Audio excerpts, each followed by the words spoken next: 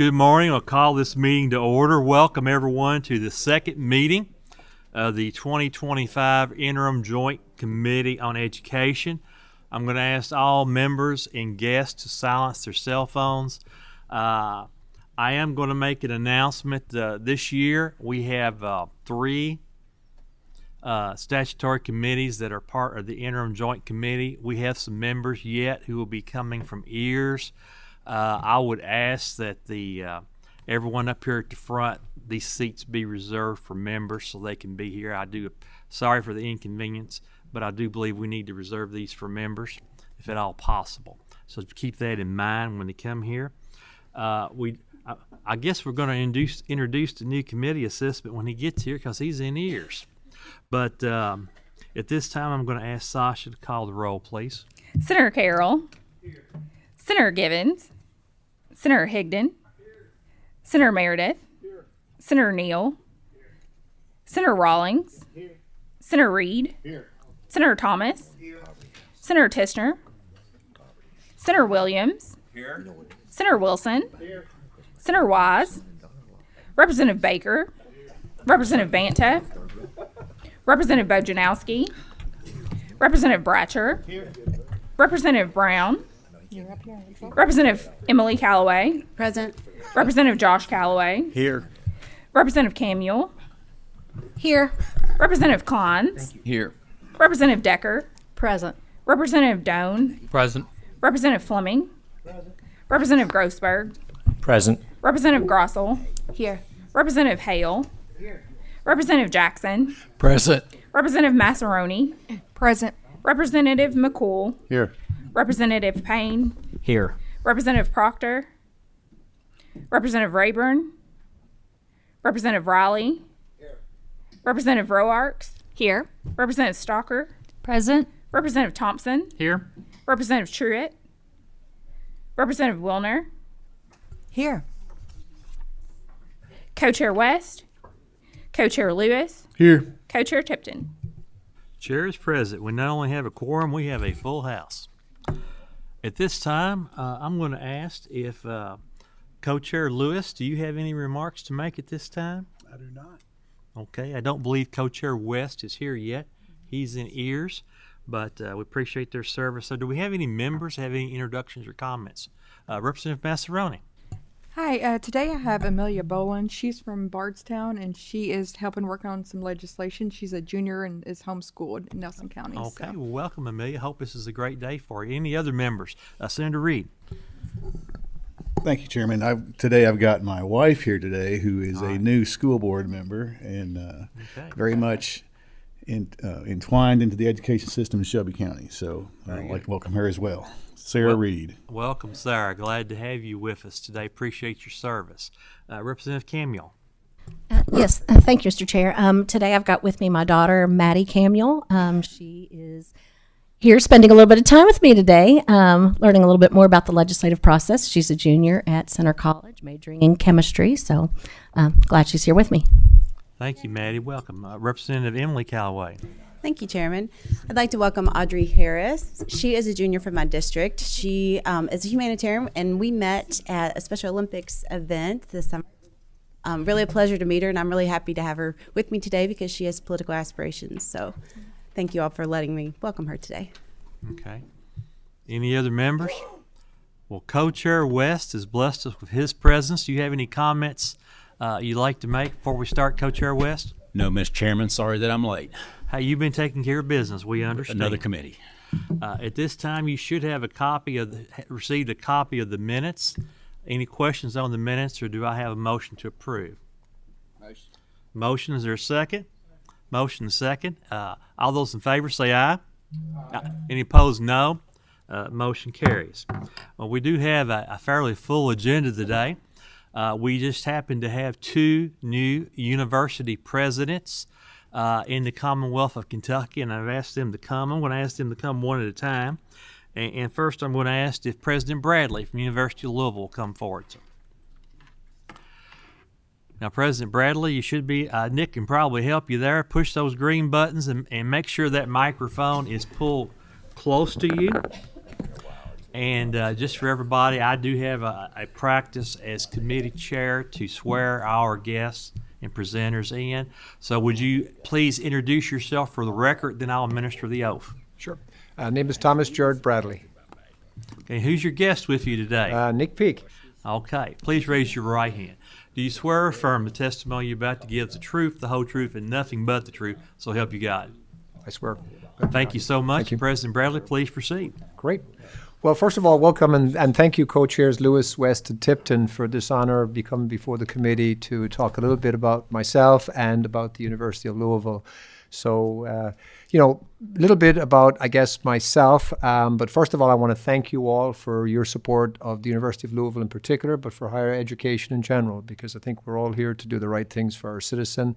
You might have noticed my accent, not from these parts, but I originally came from Ireland, which is not too far distant from some folks in this area. I had the pleasure of coming here in 2016 as the Dean of the Dental School, and I've been here for 9 years. I've been Dean of the Dental School, Interim Provost, and then finally in this role as President. Prior to that, I was at Marquette University in Wisconsin for 19 years.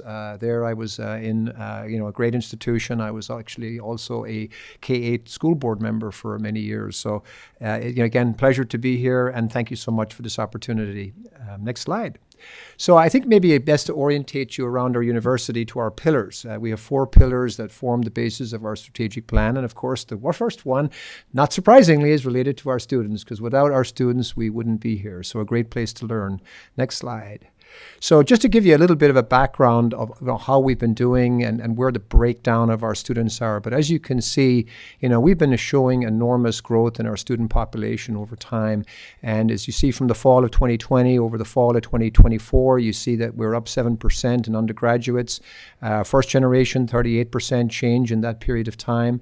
Pell eligible up at 1.5%. And you'll see transfers we still are the largest transfer institution in the Commonwealth. There was a big bump during the COVID years, and now it's kind of down again and back up again. So again, we're very pleased to see that we are a destination of choice for transfer students. Next slide. So again, a little bit about the demographics of our students. We feel that we have representation from nearly 100% of the counties. We're still working on that one county, 119 of 120, 54 U.S. states and territories and 91 countries.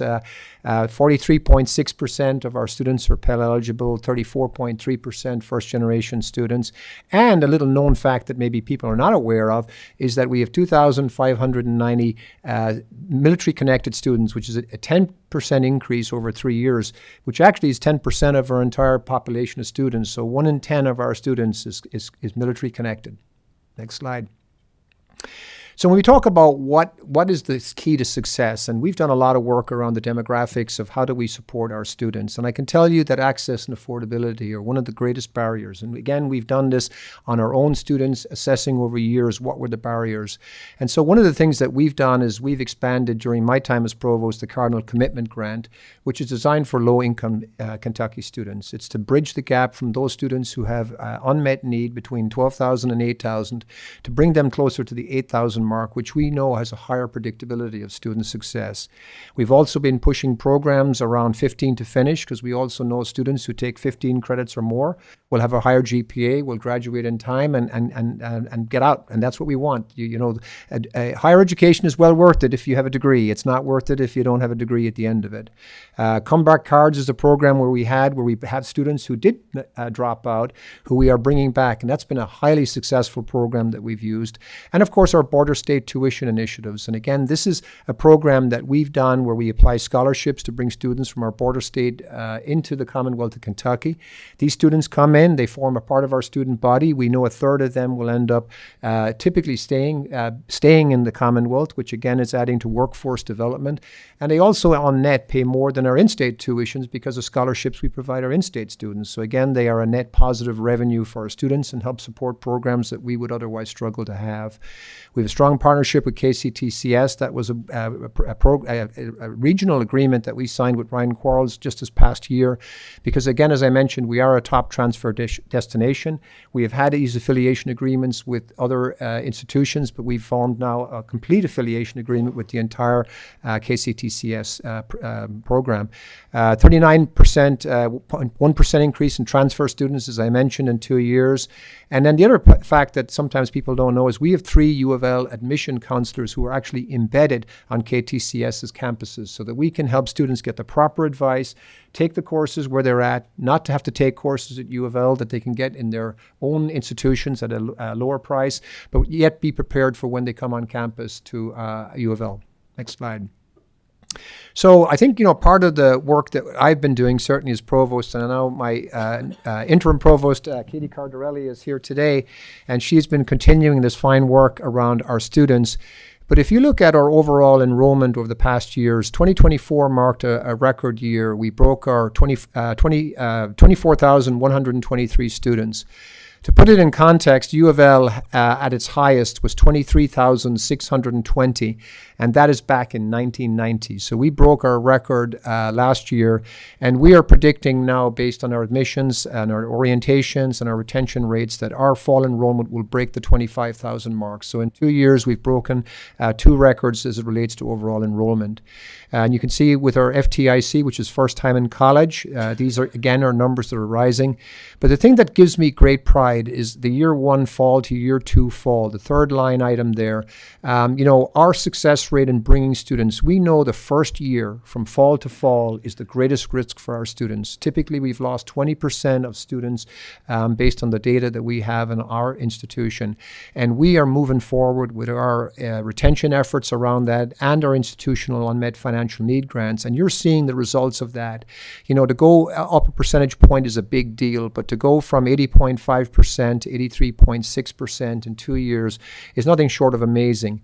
Because we know, based on our modeling, that if we get that to 85%, we're going to break the 70% 6-year graduation rate, which is our ultimate goal. So you can see in our different categories here, our 6-year graduation rate is really what our goal. We want to be above 70% above, and that is the goal of the institution as part of our strategic plan.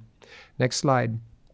A couple of things that you might not know also is that, U of L is only one of 19 public universities nationwide with both R1 classification around research, which was just recently renewed, but also we just acquired another Carnegie ranking, which is Opportunity College and University designation, OCU.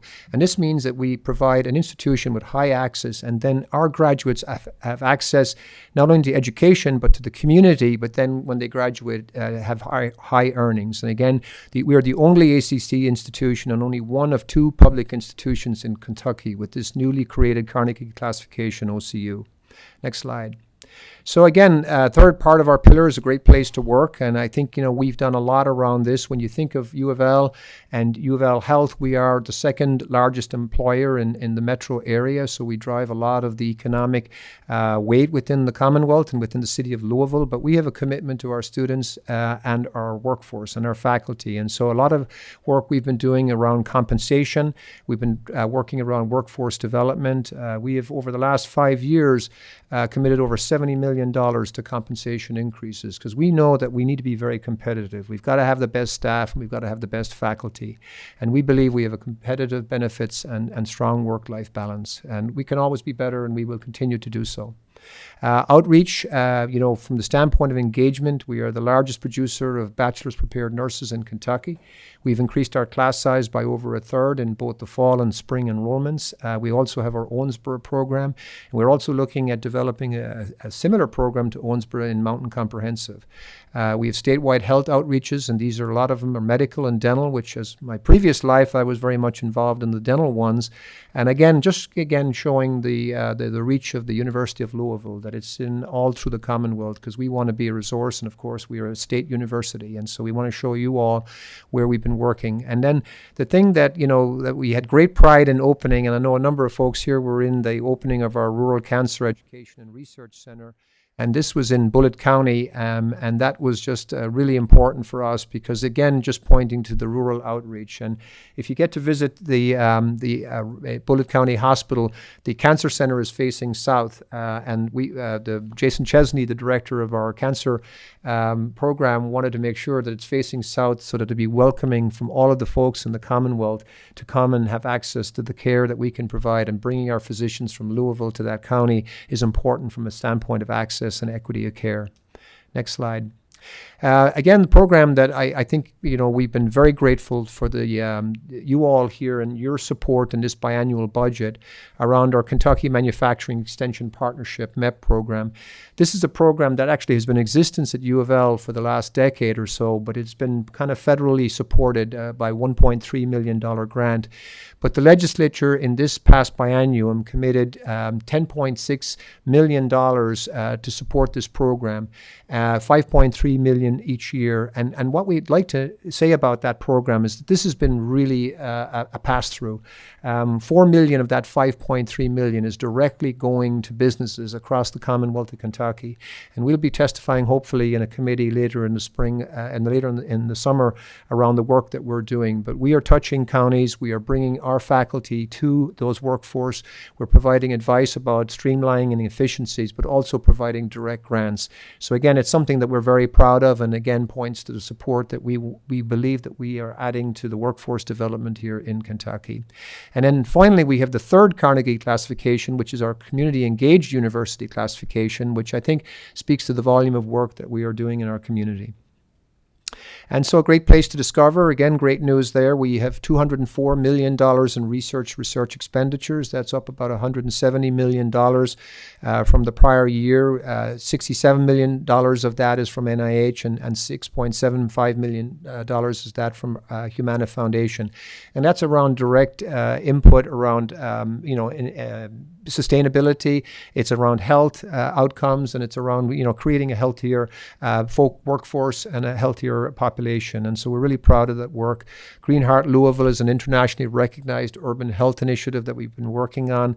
And of course, the Louisville Clinical and Translational Research Center, which was a $24 million investment to train clinical researchers. We had spent over 15 years working to get that grant. And finally, it's a lesson in never give up. We finally got that grant, which is going to help develop workforce development over the next 5 years.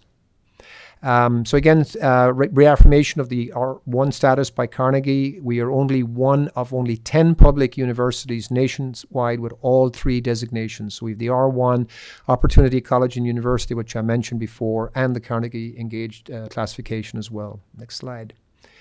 So again, here to thank you all for the unprecedented partnership that we've had over the last biannual. You've committed to $260 million for our Simulation Center and Collaborations Hub and the Health Science Center. The $90 million for asset preservation and renovations has been well spent. We have used that on roofs, we've used it on chillers, but we've also used it on upgrading classroom spaces, on technology and labs that were really out of date. So this has really been very important. The engineering building, of course, we're excited to the grand opening we will be doing later in the summer around our new space there, the engineering building. I mentioned about the Health Center for Rural Cancer Education, and then finally the KMEP program, which again, we've just talked a little bit about that.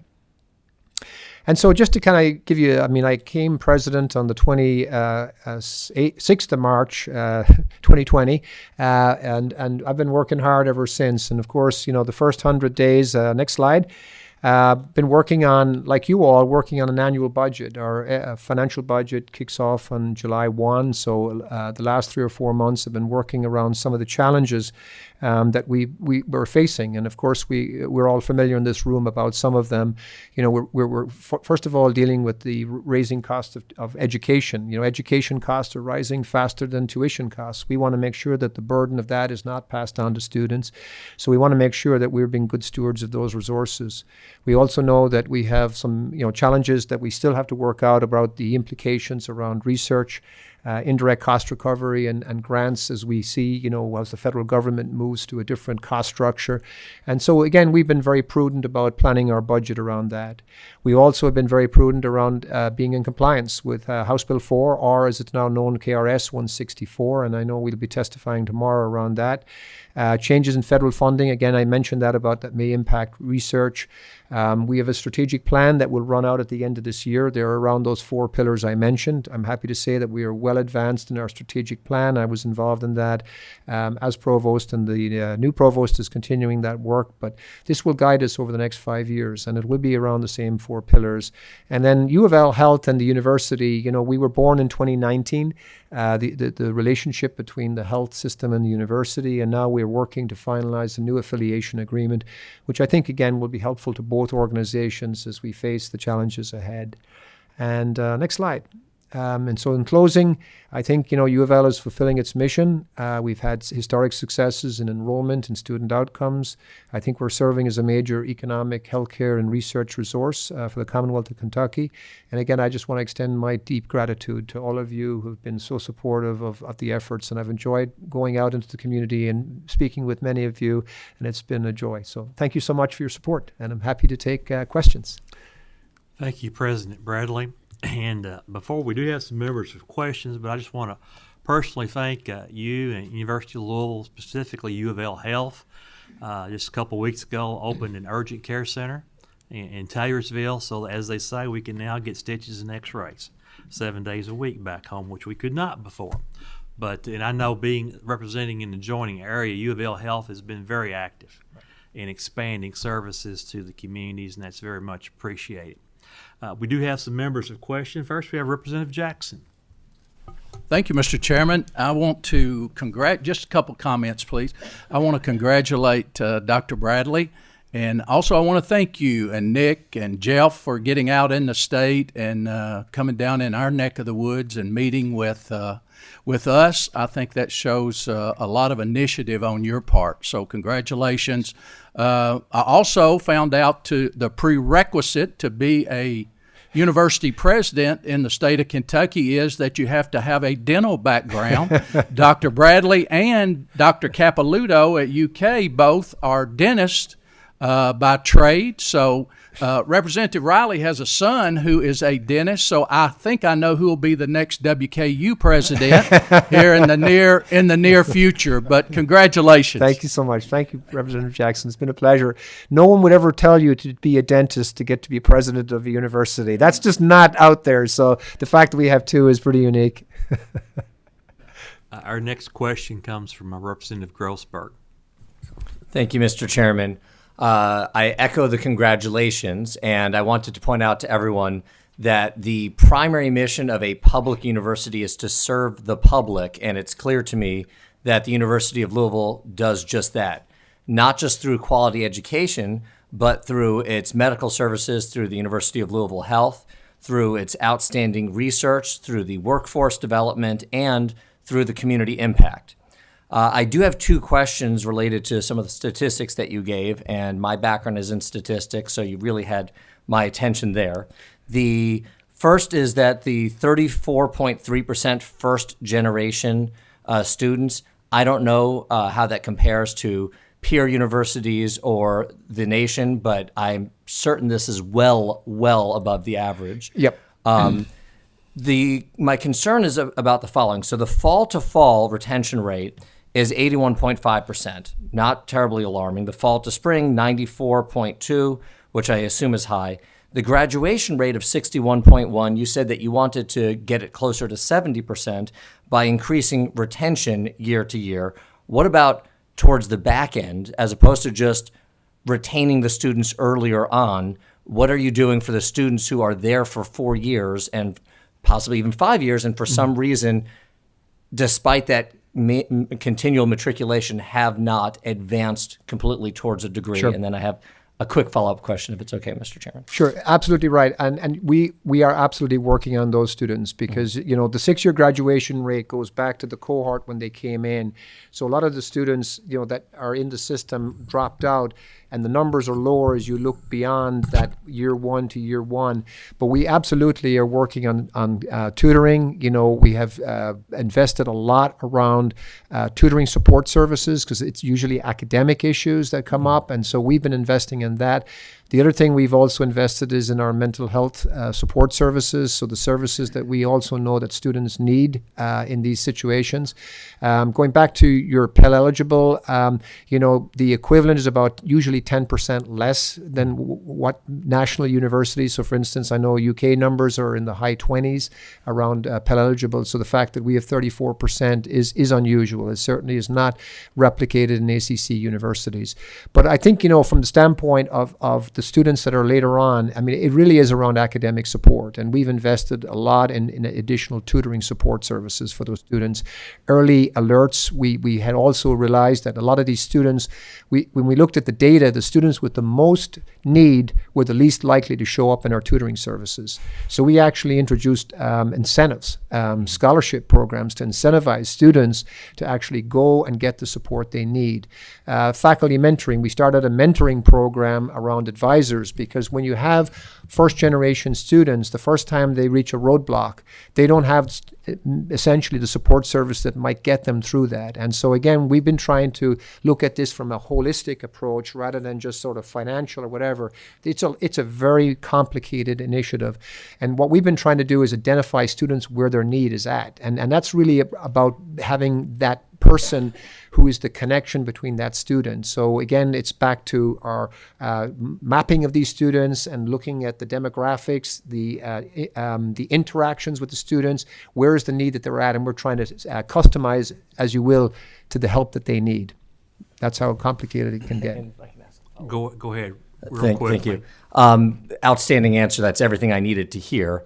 My other concern is that we didn't hear what the 1 year post-graduation employment rate or attendance of graduate school rate is, because getting a degree is outstanding, but we know, and I'm not accusing you of anything, but there are plenty of universities that graduate students who then don't go anywhere. So do you have that handy? Can you share?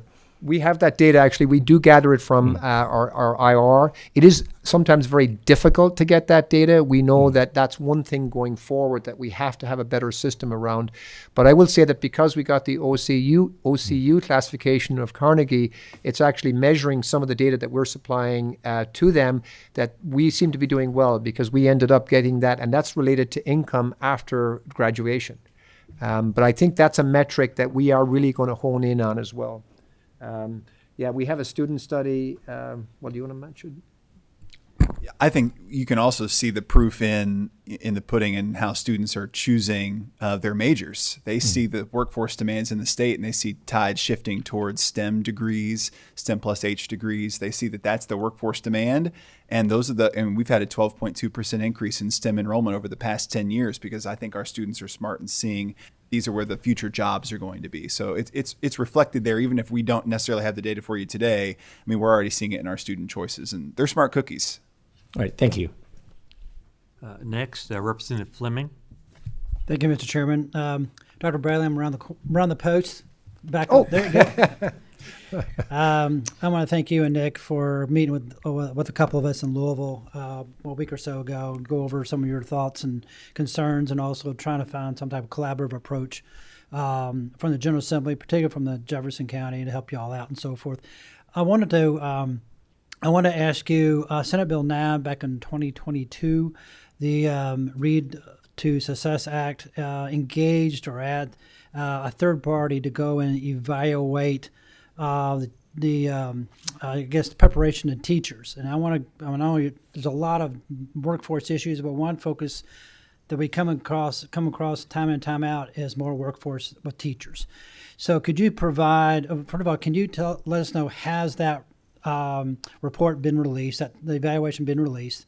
Well, I'll go ahead. You go ahead, and I'll ask the next question in a second. To my knowledge, I have no knowledge of that report being released, so I can follow up on that. Representative Fleming, Yes, sir. I got some data on that recently. I believe it is forthcoming, but has not been released yet. Okay. Dr. Amy Lingo, who Yes, used to be the interim former dean. at U of L, is working on that project. She's now at a school in Georgia, but Yes. she's involved in that as well. But I believe that data is forthcoming. Okay, thank you, Mr. Chairman. The other one, I know y'all been engaged in the science of reading.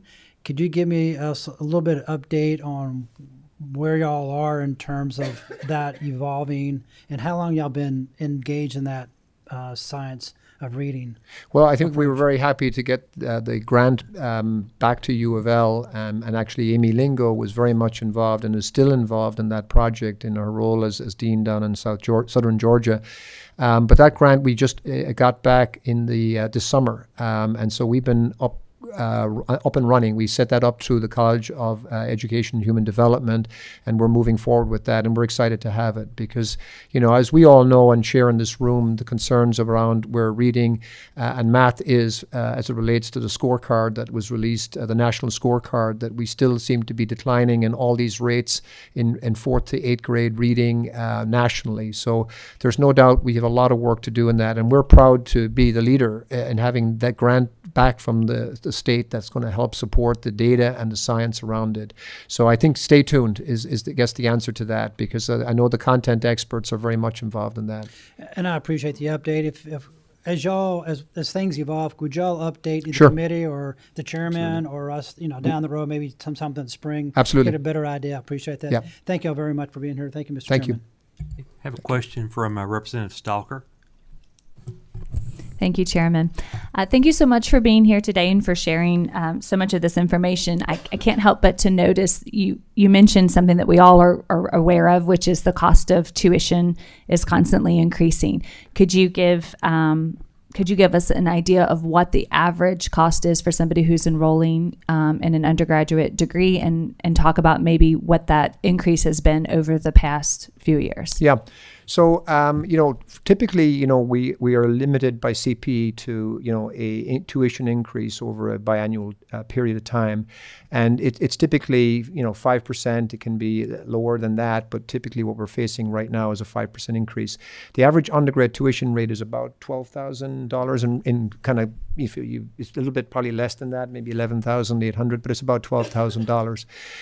So when you look at actually instructional costs and what they're rising, you can actually see that in our budgets each year as we kind of report out our annual budget at the end of June. And our instructional costs are rising at about 8%, so that's in a yearly period. So when you look at IT costs, they're in double digits. When you look at library subscriptions that we're having to deal with national vendors, again, we are having to make some hard decisions around even libraries and portfolios of publications that we have because of the rising costs that are associated with education. So it's challenging. It's challenging. Instructional support costs have also risen. They go up about 12% because one of the things we've had mentioned earlier is about the need to bring in more mental health counselors to support our students, because we know that this has been a rising issue based on COVID. So again, we're doing everything to be efficient, to contain costs around that, and clearly not to be able to pass that burden on to the students.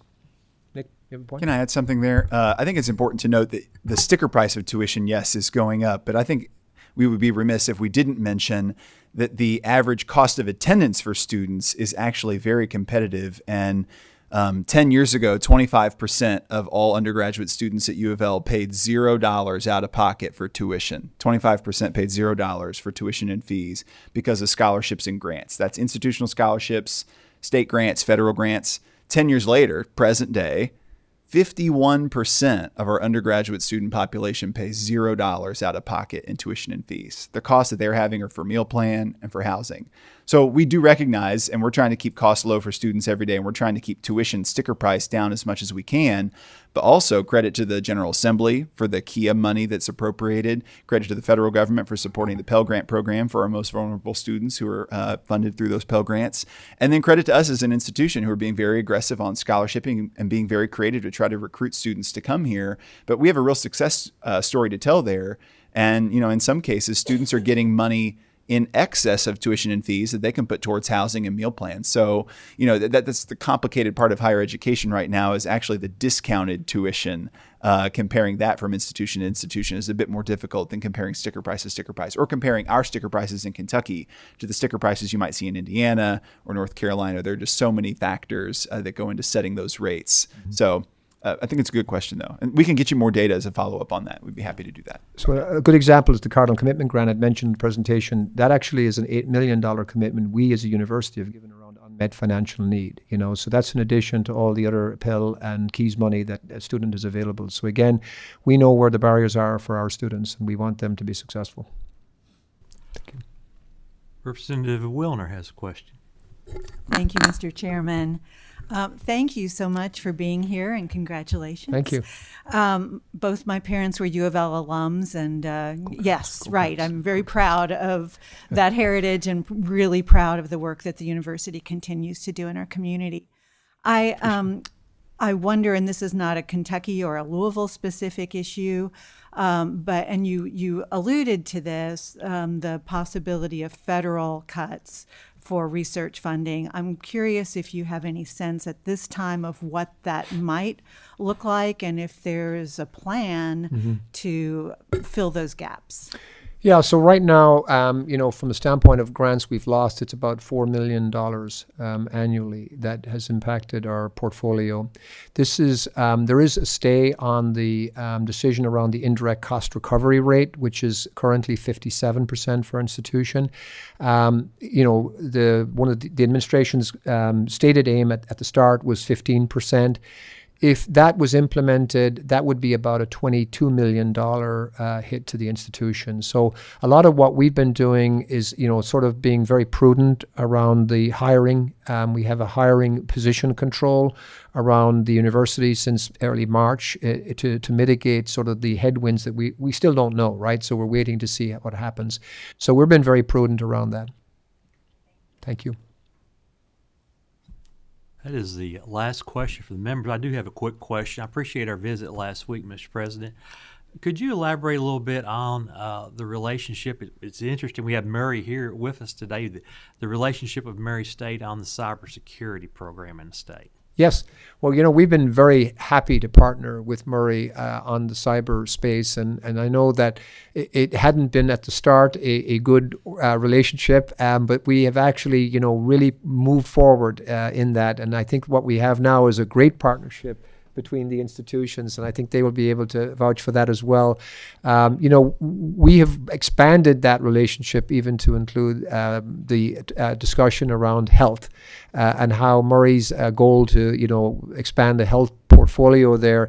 And actually, EVPHA, Jeff Bumpus and the provost are working hard to work with Murray. So, from the standpoint of the cyber, I know Murray's very much interested in the academic piece of it, and the piece that we're working on is to support the development of an infrastructure that's a resource for the Commonwealth, is to actually help other universities and workforce and employers to actually have a center that would have a state-of-the-art cyber infrastructure that will be, of course, helpful for us to move forward.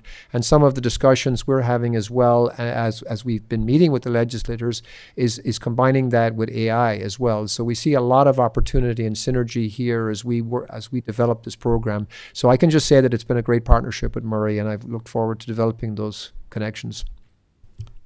That's good news. That's the good news. Thank you so much, Yeah. Mr. President, and for your presentation. Absolutely. I'm confident this will not be the last time. Well, I come thank you before all, us. and I appreciate your support again. I apologize. I have to leave. Myself and Nick are heading to Washington, D.C. to begin the conversations with our congressional delegation All from right, we'll Kentucky have to have tomorrow. safe travels. Yeah, thank you so much. Appreciate right. you all. Thank you for your service. Next on our agenda, we have the new president at Murray State University, Dr. Passes. Please come forward.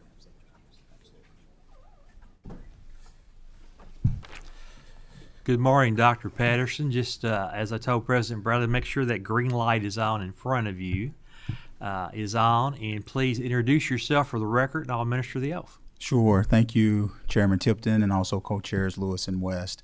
I am Dr. Ron Patterson, president of Murray State University.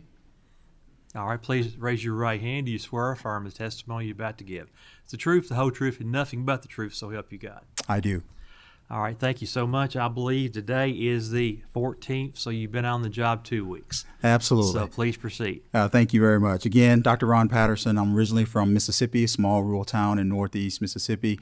My background is in athletics. I'm a first-generation former college student. Played basketball in college. Started out as an assistant men's basketball coach, golf coach, and then somewhere I met my lovely wife of 22 years. Who we have 2 lovely kids with, and became an administrator in higher education. Had the opportunity to serve 5 different institutions, both public, private, and academic health science centers. And hopefully you've had some opportunity to do some research on me regarding my background as well. I have a lovely family dog as well, and I have 2 beautiful kids. My daughter is 20. She'll be playing soccer for us at Racer Nation there at Cutchin Field. And then I have a 15-year-old son who will be enrolling at Mary High this fall. So again, very excited and very elated to be the president at Mary State University, but more importantly, to relocate to the city of Murray. It's been very good for my family. I wanted to share a few things with you. Day 14 on the job-ish, and it's been kind of drinking from a fire hose, but very excited, listening and learning actively, planning a future Racer Spirit tour that will cover our 18-county service region, also to St. Louis, Louisville, and Nashville, really just to actively engage with our constituents in that area, K-12 partners, business industry, community leaders, alumni, and donors, really to find out about their stories. My job right now is to really just listen. And then hopefully as we continue to transition and move forward in my tenure, to continue to build forward our strategic planning process and also presidential priorities and pillars, as you will share it with you with Coach Jerry Bradley or President Bradley. We are sunsetting our strategic plan, and we will be moving forward here very shortly with launching our strategic planning task force to begin that process over a 12, 15, 18-month stretch to develop what we feel, again, will lead us to continue to be the finest place that we know in Murray, Kentucky, and the south or the western part of the state. That will be a very arduous process. Provost Todd, who is with me today, will be a part of that journey as we continue to chart the next 5 years for our university. Also want to talk to you about our recent success with my predecessor, President Bob Jackson, who has done a tremendous job, thanks to your support here at the General Assembly, with securing funds to support our DVM program.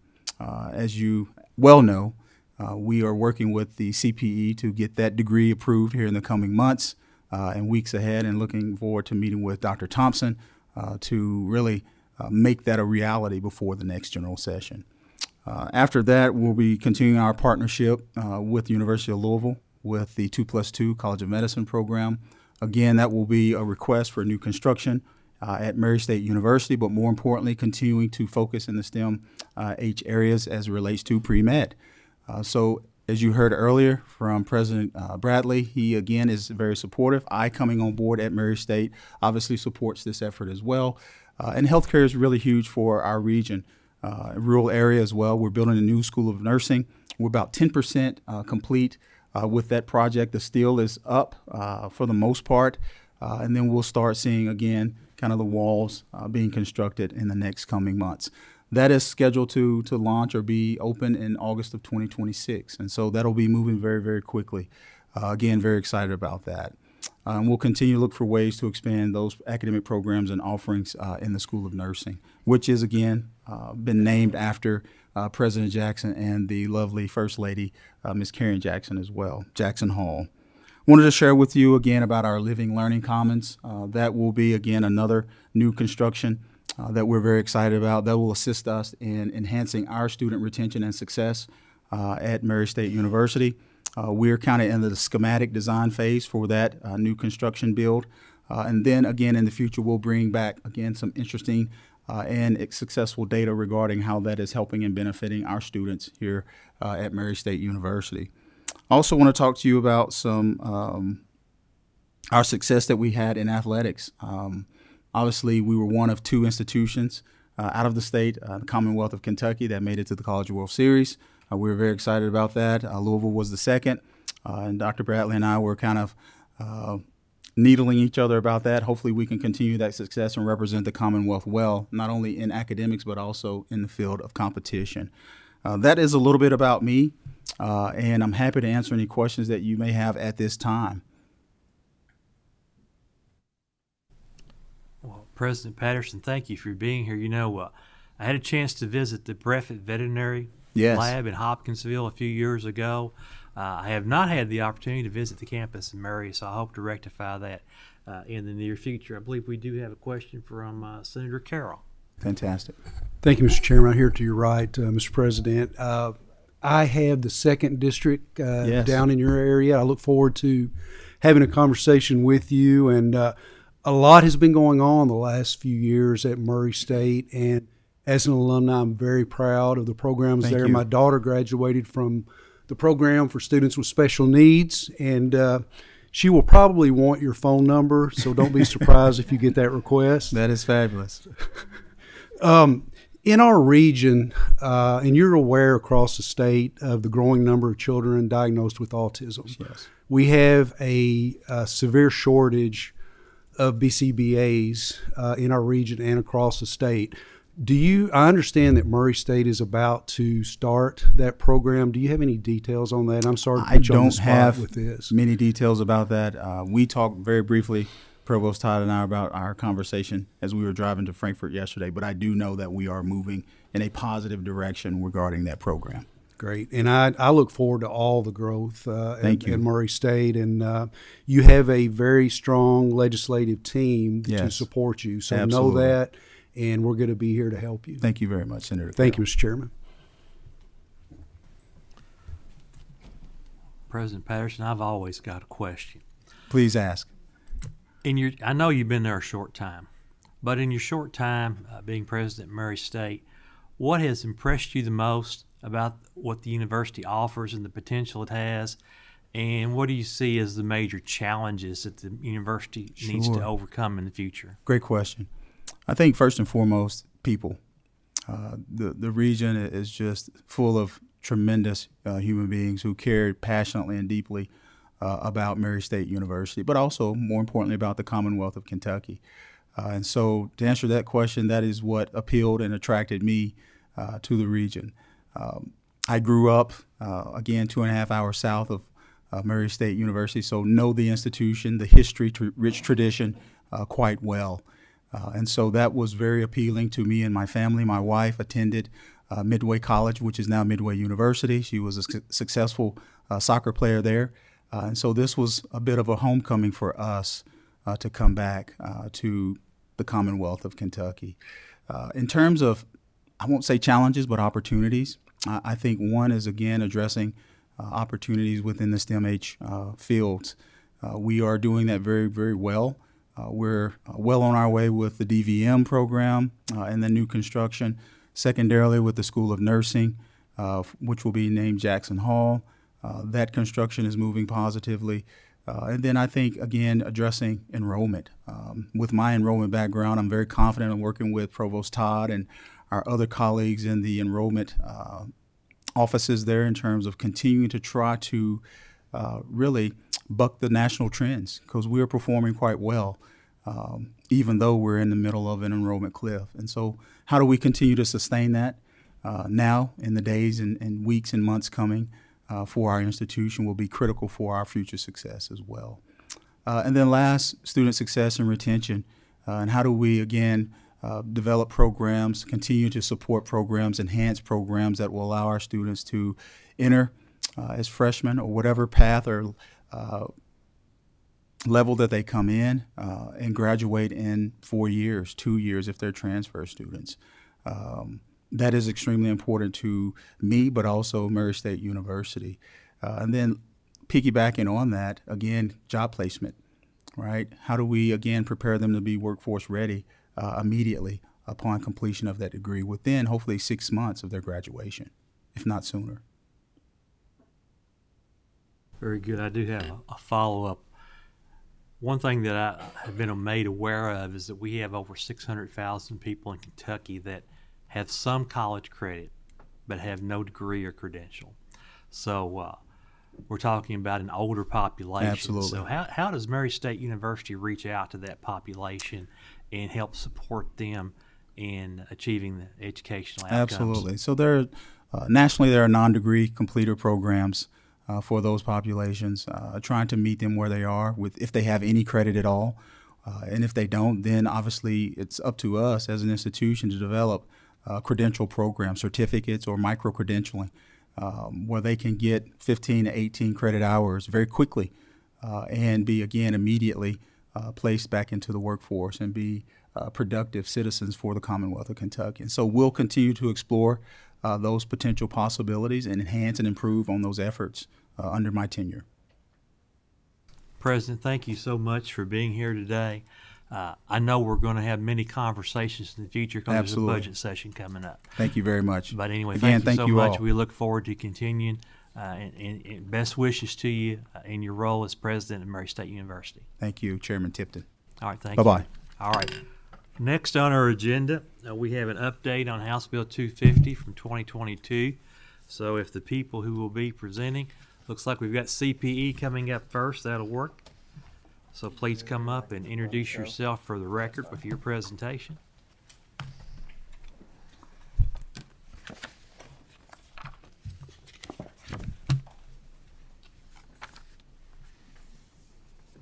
Go ahead and introduce yourself whenever you're ready. Sure. Thank you. I'm Travis Powell, Executive Vice President, General Counsel for the Council on Post-Secondary Education. I'm Greg Rush. I'm the Assistant Vice President for Finance, Programs, and Policy, I believe, for the Council on Post-Secondary Education. Please that is raise, correct. Please raise your right hands. Do you swear or affirm testimony you're about to give is the truth, the whole truth, and nothing but the truth? So help you God. I do. Yes. All right.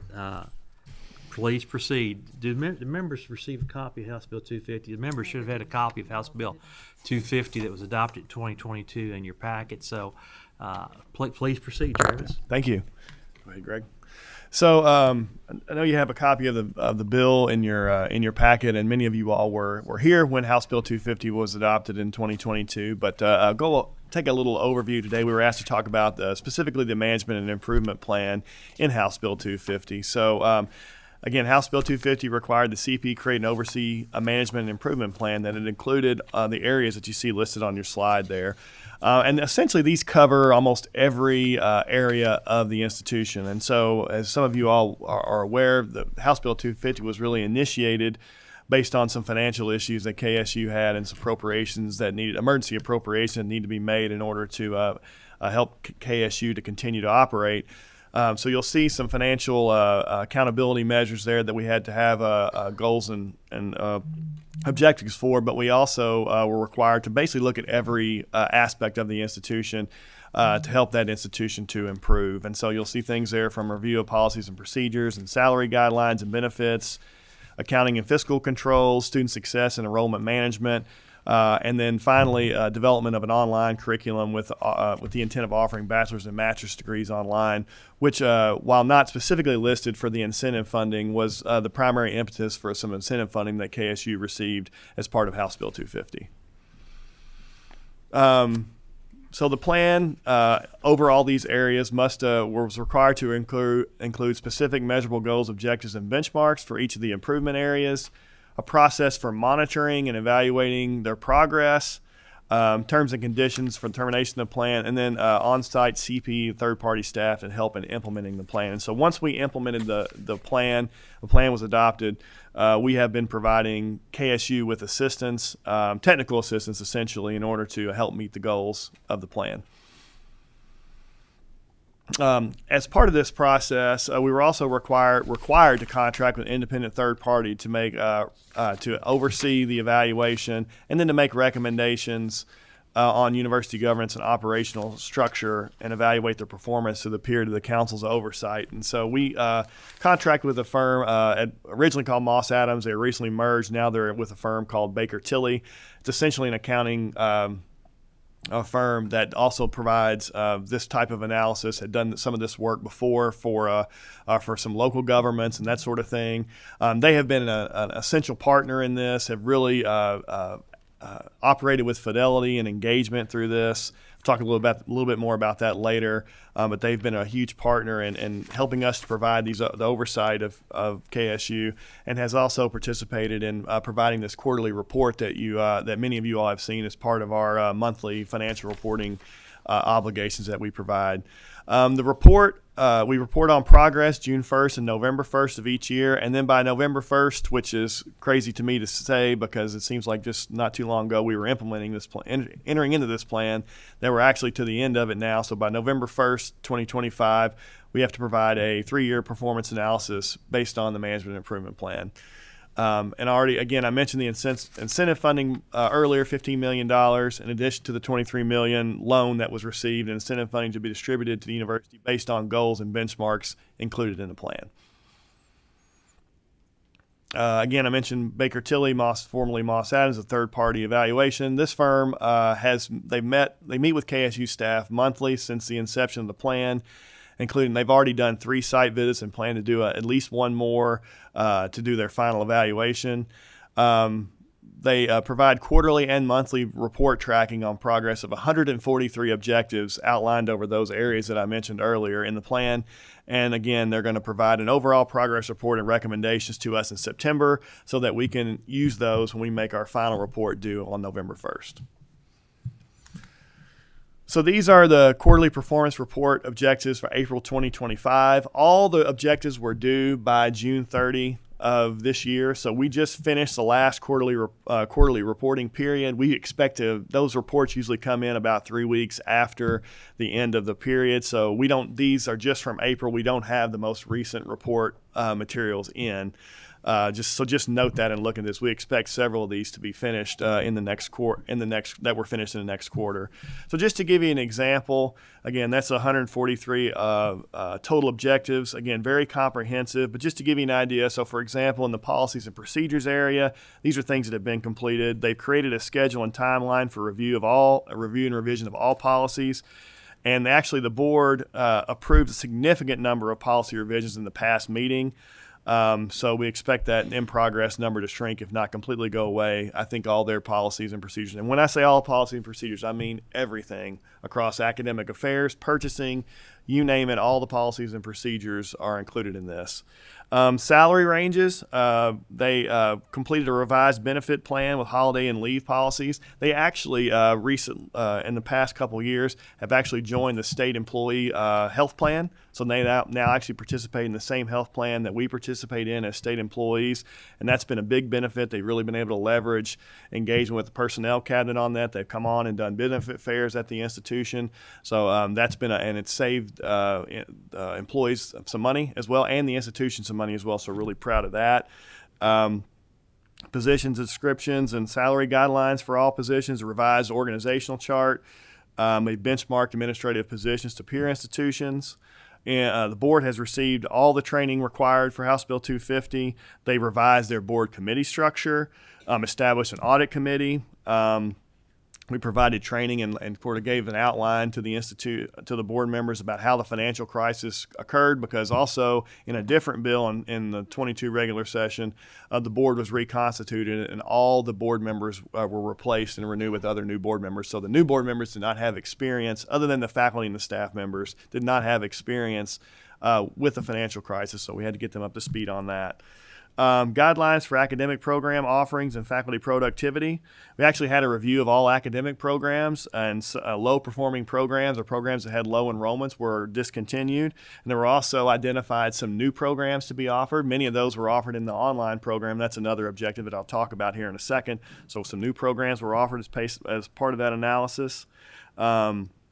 Also, they looked through their program offerings and ended low attended programs and courses and consolidate some courses to try to save money there and not offer so many different sections of courses and be a little bit more efficient that way, which was able to save the institution some money on instructional expenses.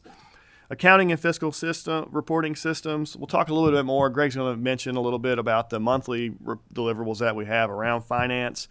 As you'll see there, that's the item we have the most objectives still in progress on, but we do have some highlights there to talk about as well. We implemented a formal accounting and reporting framework for their endowment program. So when we began this review process, KSU had a significant number of amount of money provided in its endowment. They were not able to use those funds because they did not have a proper reporting structure and accounting structure available. So actually, when that process was implemented, they were able to find about close to $1 million, Greg, $700,000 that they were actually able to use from their endowment that was just sitting there before and not actually being used. So we're really proud to get that in place, and that process is working really well. Developed a campus capital master plan, which they had not done before as well. The student success and academic progress, they put a lot of supports around their student success programs that we're really proud of. Restructured their student services division, developed an admissions recruitment plan, restructured their first year experience model to help with retention, contracted with a consultant to perform a comprehensive review of athletics program at the institution. On the student progress, it looks like that those are still in progress. That number is low just because we don't have the final student success numbers there. We had set some targets for them to be available for student success, and we won't know whether they meet those or not yet until the end of the performance period. And then finally, development of an online curriculum with the intent of offering bachelor's and master's degree programs. KSU contracted with Magellan to develop a fully online bachelor's and master's degree programs. It launched online programs in fall of 24. They're currently offering 8 bachelor's degree programs, 3 master's programs, a doctor of nursing practice programs, and 4 certificate programs online. The program is in its early stages, but enrollment is really growing, and we're really excited about that. Marketing is just starting to get out on this, and so we're hoping that it continues to expand. Ready? And then we also have monthly performance reports that we have. Those are all related to the finance modules the finance objectives that we had. This has to do with sort of the things that an institution needs to do each month in order to properly account for their finances. Greg, maybe tell them a little bit more about that.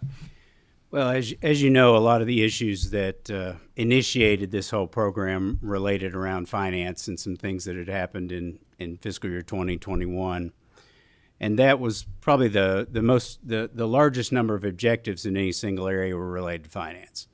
And it's the only area also where we have monthly objectives we track. And these were designed around internal control and the kind of procedures that need to be in place for the university to provide accurate financial reports and accurate management information for their boards. Things like reconciliation of bank accounts, reconciliation of subsidiary and general ledgers, and monthly budget tracking, monthly reporting, and these are in progress, and there has been progress made, but there's still work to do in this area, and we continue to work with them on it.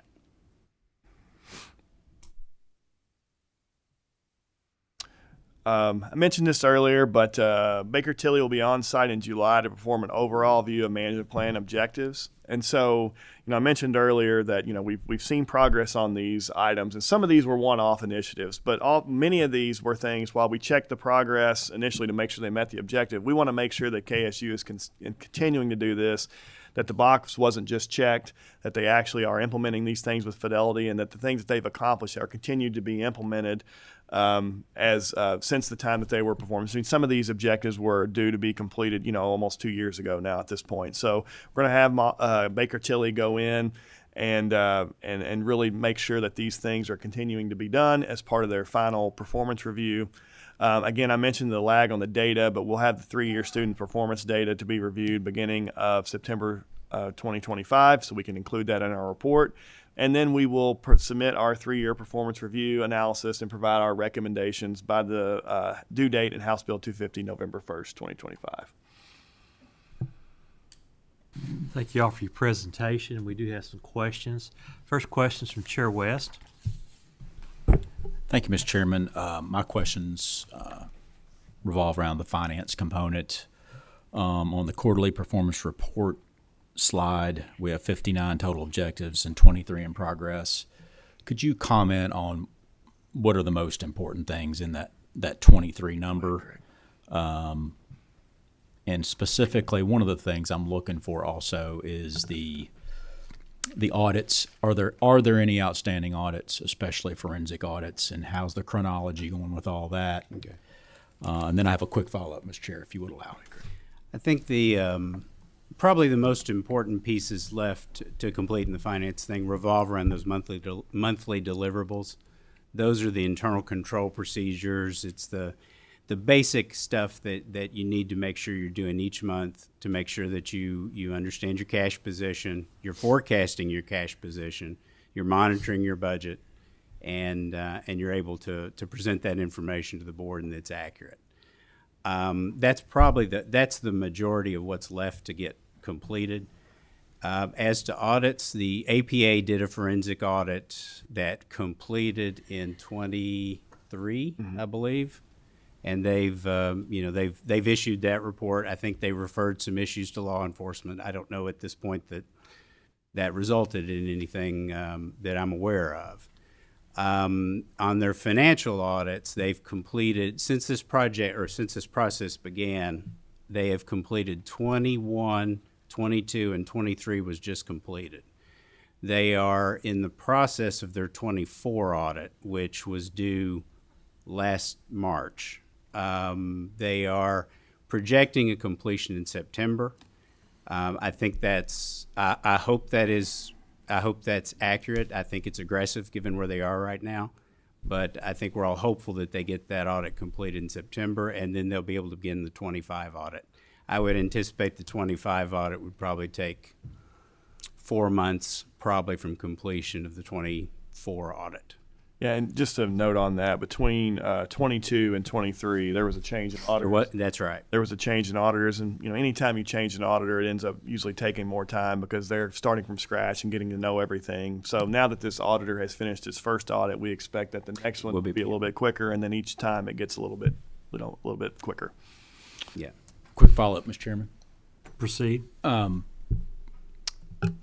a former member of A&R, I'm now moving you into the Appropriations and Revenue Committee, where you'll eventually have to give a presentation to them. But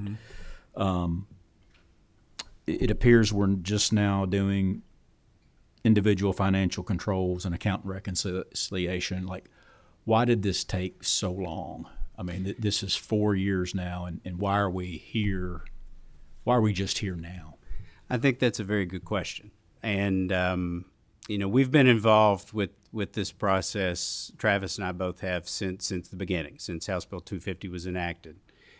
And I think we were all learning as we went. This is the first time I think that us as an agency had done something like this. I think it's the first time the legislature had been confronted with something like this. I think House Bill 250 was an excellent response, to be perfectly honest. It laid out everything that we needed, provided the resources that were needed. I think the one thing that I know Dr. Thompson said at the time, and we had some of these conversations in, that we thought 3 years was aggressive. And given the situation the university was in from a staffing and control and procedure situation in 21, we felt it would be difficult to get here in 3 years, and I think to some degree that's proven to be true. There was a decision made to halt the presidential search and to bring in an interim president, which I understand the reason for that. I think we all thought at the time that was good for a lot of reasons. I think in hindsight it may have held us back a bit. I think we had some transitions there. We had to, in a situation like this, it's difficult to really get a handle on what's going on until you see it yourself. And so by the time that interim had really understood what was going on, his term was up. I think Dr. Acoppo has had a learning process over the first year to 2 years he's been here. And things were very broken. I'm just going to be honest. I think you all heard me say that in 21. Things were very broken. And there's been a lot of turnover. There's been at least 3 CFOs in the period we've dealt with this, partly because of the decision about the interim, so some of that made sense, and partly due to some turnover. There's been a lot of turnover in the office. There has been a focus on getting the audits complete, and so with a limited number of staff, you can only, put those people's efforts in so many directions. And there's been so much focus on getting the audits complete over the last 2 or 3 years that there hasn't been kind of the capacity to get some of these structural things in place. And we've continued to raise that as an issue because until these structural things are completed, the audits will be difficult. Because these are the kind of the basic things that you have to have in place to be able to show your auditor what's going on and how the finances of the university are being managed. So, I think that's why this has taken as long as it's taken. But there is progress. I mean, these things are in progress, but we are moving in that direction. It's just slower than anyone had hoped it would be. Thank you. Next, we have a question from Senator Williams. Thank you very much, Mr. Chairman. Just a quick question. You mentioned some problems accessing endowment funds. I know there was a lawsuit with what I believe is their previous Kentucky State Foundation. Are you auditing them as well? Is your scope including them as part of this? You want to do that? Yeah, sure. No, we were not tasked with evaluating the private foundation. I mean, it's affiliated with the institution, but we were not tasked with evaluating its process. I will say that they've been very closed book. There's been, I mean, even if we were, I mean, no one has really been able to get information from them. I think KSU is currently in a lawsuit with the entity now, trying to get some records. And just to clarify too, the endowment that I mentioned was an endowment that the institution had on its own books. This was not an endowment. They do have funds at the foundation, but these were actually funds held by the institution proper, that were not being misused. They just weren't being used. They were just sitting there, and so the accounting allowed them to actually be used. But that was actually separate from the foundation, which is fortunate, because were they with the foundation, they would have probably had trouble getting access to it, like they're having trouble getting access to the funds now. Okay, but that's a separate issue, and they're no longer associated with the university and your... Correct. I mean, I guess technically they're still set up for the benefit of the institution, which they still exist. They still exist, and they still have the same charge. They're not really working towards that now. I don't think they're really operating really anything at this point. The university severed their relationship, yes, memorandum of agreement with the foundation last June, I believe. Yeah, I believe so. But the foundation still exists for the benefit of KSU. Yeah. But I don't think they're doing any work. But that's in not that within regard. your scope. Yeah, Thank you very correct. much. We have a question from Representative Decker.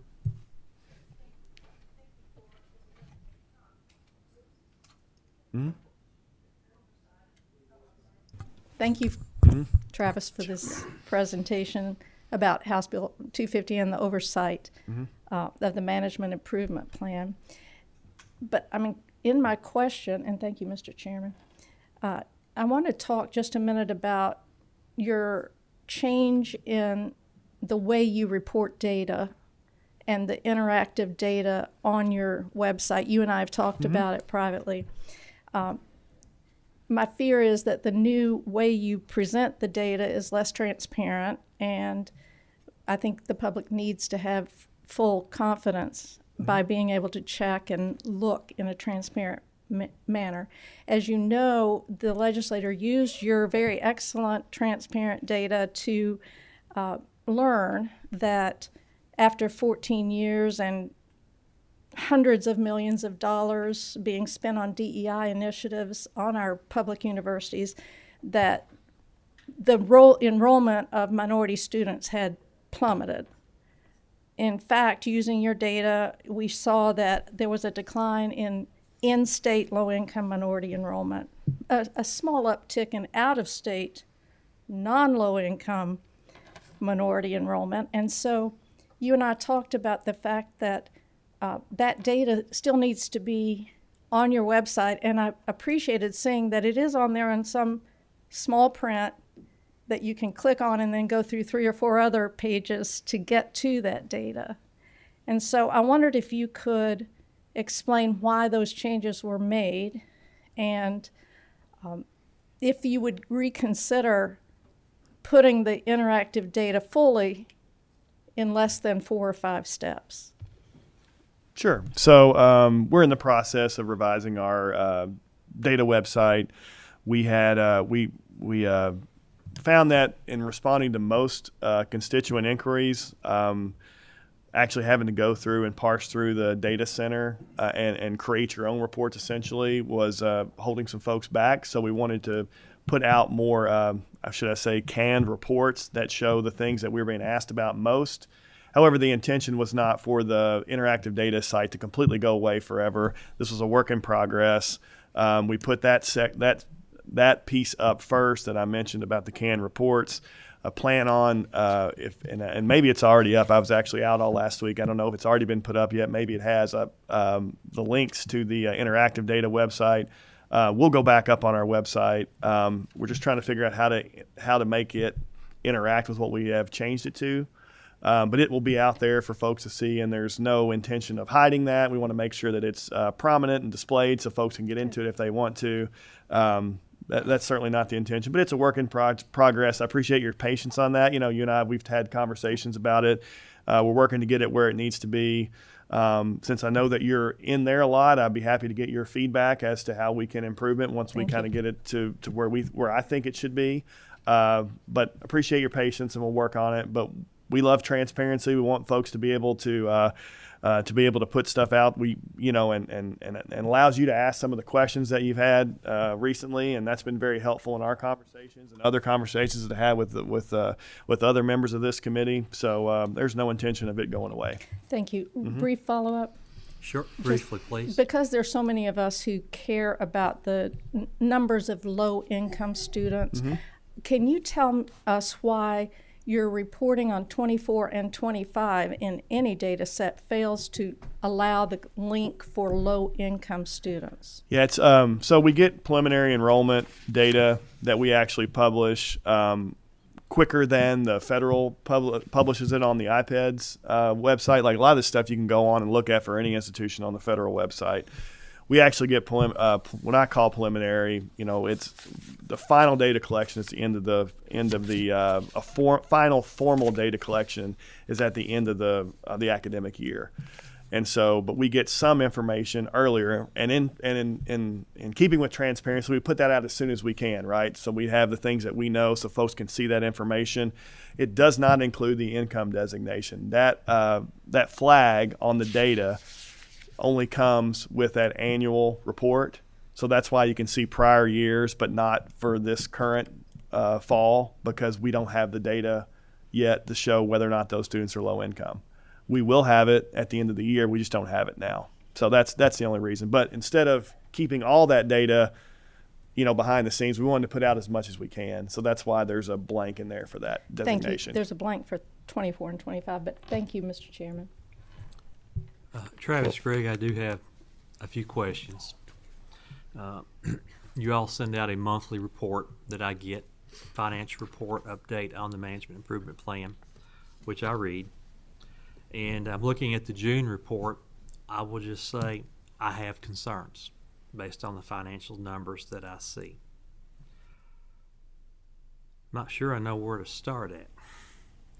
But one of the concerns is cash days on hand. Obviously, there is quite a few. There's over 13 million, but a lot of that is restricted.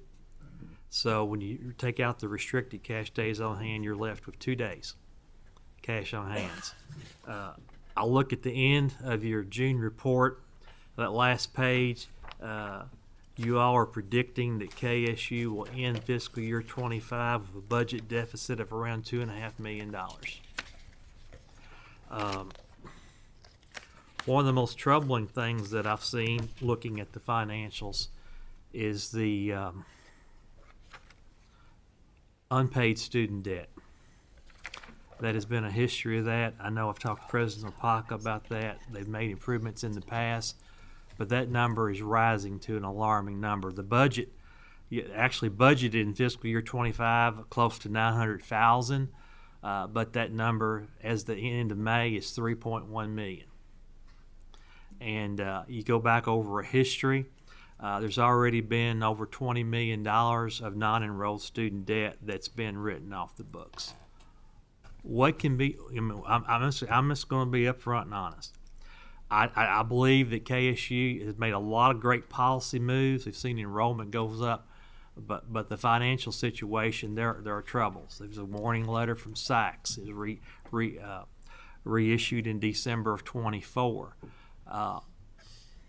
Where are we, and what can be done to help stabilize the finances of KSU? And particularly, how do other institutions compare on unpaid student debt? Is this an anomaly or similar to other institutions? I would hope not, but what provisions can be put in place to try and rectify that? Because that alone could wipe out the $2.5 billion budget deficit. Go ahead. It, as you know, Representative Tipton or Chair Tipton, this has been an issue for a number of years through multiple presidents. It is high. It's we don't have data, I don't believe, on the other institutions, but it's the 900,000 that you saw in their budget was an estimate of about 5%, which, you know, we would consider that high, but you're always going to have some unpaid student debt. There's a level that's reasonable. For one thing, you take some chances on some students. You have payment plans that are in place. If a student were to leave in the middle of the semester, you have to repay financial aid, which creates a balance for the student. So there's some level that is expected. But this is significantly higher than that and has been for a number of years. There was some resources available last year through HERF that Dr. Copo used to kind of clear the books and get things back to a good starting point. Those funds are not available this year. I do believe he's got some things in place where you'll see that number improve, although it will not eliminate it for this last year.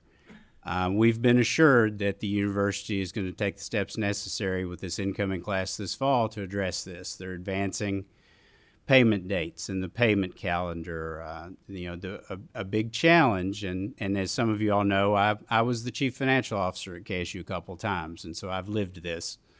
The biggest challenge, you have to deal with it before the students get on campus, because it's much more difficult to send a young man or young woman home after they've settled in, they've started classes, and you deal with the issue of that. It's much more important to get this dealt with before the students come to campus. Dr. Mayberry, who is over kind of the admissions, bursar's office, financial aid's been working on a plan for this fall. We have been frustrated by this as well, to be perfectly honest with you, Chair Tipton, and it's an issue we continue to bring up. We bring it up each month in our report, partly for this reason. And so we're hopeful this fall that this will be addressed.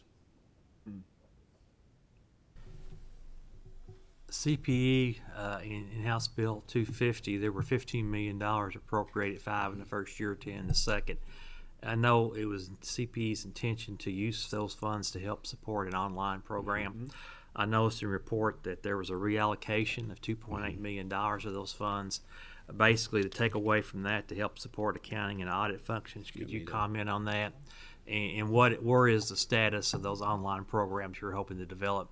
It actually, we may not have been clear in the report. We reallocated $2 million from the development of an engineering program, $1 million of it to go toward the online program, and $1 million of it to go to accounting and auditing. So at this point, of the $15 million, over half of it, I think a little $8.5 million or so, has been exclusive for the development of the online program. Yeah.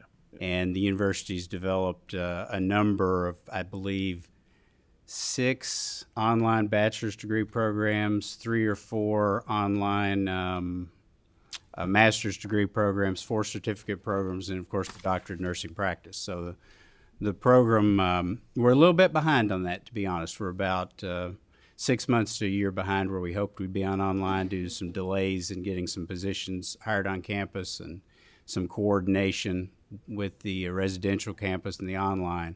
But it is moving along, and the enrollment is growing. And that was a significant, as you say, a significant focus of the General Assembly in providing those funds.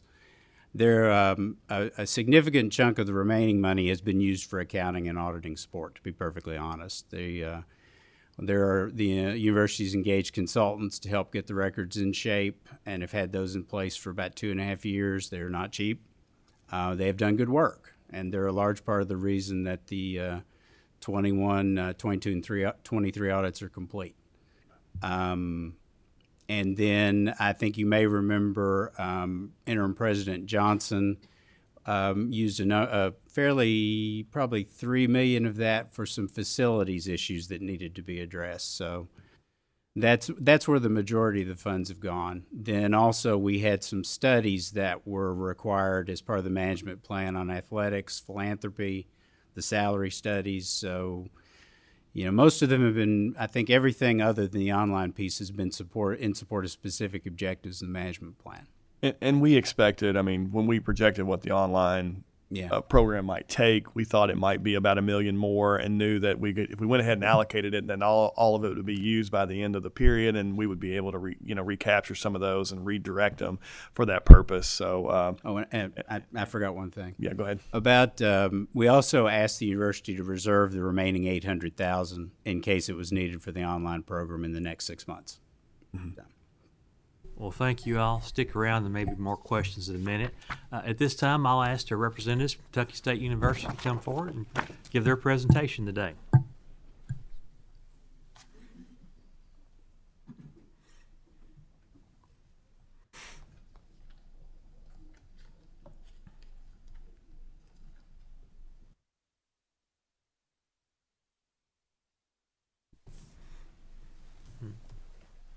Missed him. Please introduce yourself for the record, then I'll administer the oaths. Good morning. Tammy Dukes, Board Chair. Good afternoon, Kofi Akapo, President. Good afternoon, Michael Daly, Provost. Please raise your right hand. Do you swear or affirm the testimony you're about to give is the truth, the whole truth, and nothing but the truth, so help you God?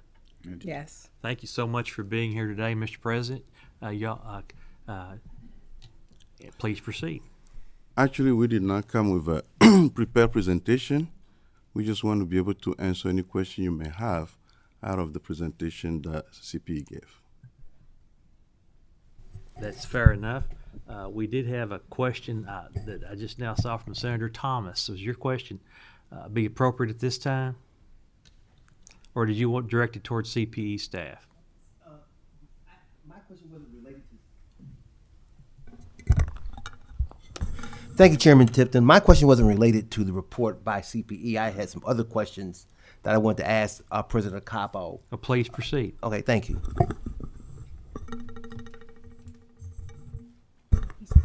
Yeah, President Capo, yes, I got it. President Capo, I have a couple of questions I want to ask you with permission of the chair. My first question is related to your nursing program. I know that you came to us in 2024 asking for monies to build a new nursing center. That was not done by the legislature. Instead, we gave you $5 million to begin the planning of that. Could you please provide us an update on how that $5 million is going, and are you now ready to come back in 2026 and ask for this nursing program? Because the point you were making in 2024 was that was the cornerstone toward bringing KSU back, because there's such a high demand for that program at your university. Thank you, Senator Thomas. Thank you, Mr. Chairman. The body, legislative body, just approved, reauthorized the $5 million for us to do the study. So I met with my facility director this morning, and the process is proceeding very well. Could you give just a little bit of specifics about that, in terms of how are you going to use that $5 million, and are you going to be ready to be able to seek the allocation? I think it was a $50 million or $65 million allocation to build a nursing program this time next year. Well, that's my hope, to have the design ready to share with all of you, and then hopefully come back and request the fund. As I speak to you, Senator Thomas, you know our campus very well. Betty White is collapsing, so I have to move the program to the gym. And we just ended that move so the student can have a decent place to study. And also we'll add a little bit to take the opportunity to add a little bit to what CPA did. The $2 million that they projected for deficit, it will not be $2 million. Because what happened is we have put things in place to collect the tuition. As I speak to you, we're still collecting tuition. So that number is going to be low. And what contributed to that is many things. They mentioned the audit. When you try to do audit for 5 years ago, it's not a cheap undertaking. You know, I have never worked hard like I'm working now in my life. Trying to get record from 2020, because when we said 2021 audits, actually it's 2020, 2021 during the COVID, the pandemic. So we just got 23 completed. The problem is, folks before me were not closing the book. We were doing the audit till November, and I got heard from the auditor that we needed to close our cash, reconcile our cash. So even our banking, nothing was closed. So the auditors requested that we have to do that before they can complete the audit. We have to pay an external entity to come in and close every month, every week, every day for banking reconciliation. So these are things that are taking us so long to get this completed. And these are not cheap. The company that helped us compile this cost us $1 million. I budgeted $500,000 for that. But not knowing what to expect, when they went in, it cost us more than the $500,000. Trying to find people to do the job has not been easy. I shared that with you, Mr. Chairman, many times. As I speak to you, I'm searching for my 4th budget director in 2 years. 4 in 2 years. We're searching for the third CFO in 2 years. So I just can't keep people, when we post the job, no one is applying. And the other thing that has not been told many times is, upon my arrival, the school was in violation with the 16 core requirement and standard of SAC-COC. That's what got us in the warning. And we were told to prepare a report for SAC-COC to come on campus last fall to review. So I'm pulled between getting the audit done and also meeting SAC's requirements so we don't lose accreditation. It has not been easy, not having people in place to do the job. I'm not trying to justify it, but I'm not happy either with the progress. It just has not been an easy process at all. But my commitment to you is we're going to get it done. But I have to find people to help me get it done. Also, as Council Powell mentioned, when I came to KSU, the school is heavily on liberal arts side. We have to move it to STEM and STEM-H. That's what we have done, and I'm so proud of that, and we're going to continue that work. Also, realigning the academic programs has not been easy. Because I came on campus fall 24, and we had 1,700 students for 1,700 courses. You know, there is a problem there. We have to clean it up, and which we have done. We have to realign everything, and then we have to have the programs that students need to graduate and get a job. President Bach, I appreciate your comments. I know I asked some hard questions earlier, but one of the reasons I asked those questions, we've had many private conversations, and I thought it was very important for you to share some of the struggles that you've had to overcome publicly. And I appreciate you doing that, and we're going to continue to work on this. Senator Thomas, please proceed. Yes. Thank you, Mr. Chair. My second question. Dr. Capo, as has been noted, I think it's fair to point out that you're just now beginning your 3rd year, that you didn't come on campus, not in 22, but into 23. So you've only been there 2 years to deal with this problem. I think that was pointed out. I just want to emphasize that. I recall 2022 real well. And one of the other issues that we focused on in writing House Bill 250 was enrollment.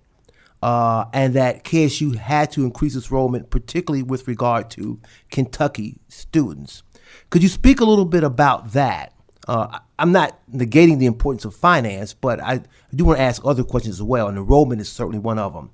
Talk to me, and I see Provost Daly there with you, about how enrollment is going, what you project your enrollment to be this year, going into the fall 2025 academic year. Thank you, Senator. Before even taking the job, you know, my background is managerial finance. That's what I used to do in the private sector before coming to higher eds. So I look at the numbers and ran the analysis. One big problem KSU has is the capacity that the school has. It needs 3,000 students, 3,000 tuition-paying students to be able to balance the budget, to break even. Anything short of that is going to be a struggle. So we're trying to manage the struggle. But the first thing I did when I came on board is I took the provost with me and the VP of Enrollment Management. We've been to so many high schools because we do have a reputational deficit at KSU. Fayette County School District, we've been in Fayette County every time. Jefferson, we've been around. But getting the student to come, my first year has been really difficult. But now people are beginning to believe in my vision. And I can tell you, I talked to parents many times, and they say, because of your coming, I'm sending my child there. So it's changing, but it's not changing fast enough for me. But we're doing everything we can to make sure KSU is present. One other thing that we haven't done well in the past, I shared this with Mr. Chairman, is I was in Anderson County meeting with a student. And one of the students asked me, Mr. President, what is KSU? Where is it located at? Even our own service area, people don't know KSU. They don't know what KSU does. So we have been on a marketing campaign and also trying to go around and explain to people what KSU does and what KSU is all about. So going back to your question, Senator, we are expecting 3,000 this fall. That's the goal, and we have done everything we can to make sure we get to that number quickly. That exhausts all my questions, Mr. Chair. We have a question from Chair West. Thank you, Mr. Chairman. Thank you for the presentation. Excellent as usual. I'm going to have a tough question here, but I'm going to start out with some positive input. I think you've been wonderful to work with. Everybody here at the table's been wonderful to work with. You're doing an excellent job. I think you're doing as well as anyone could do in the position you've been handed. Okay.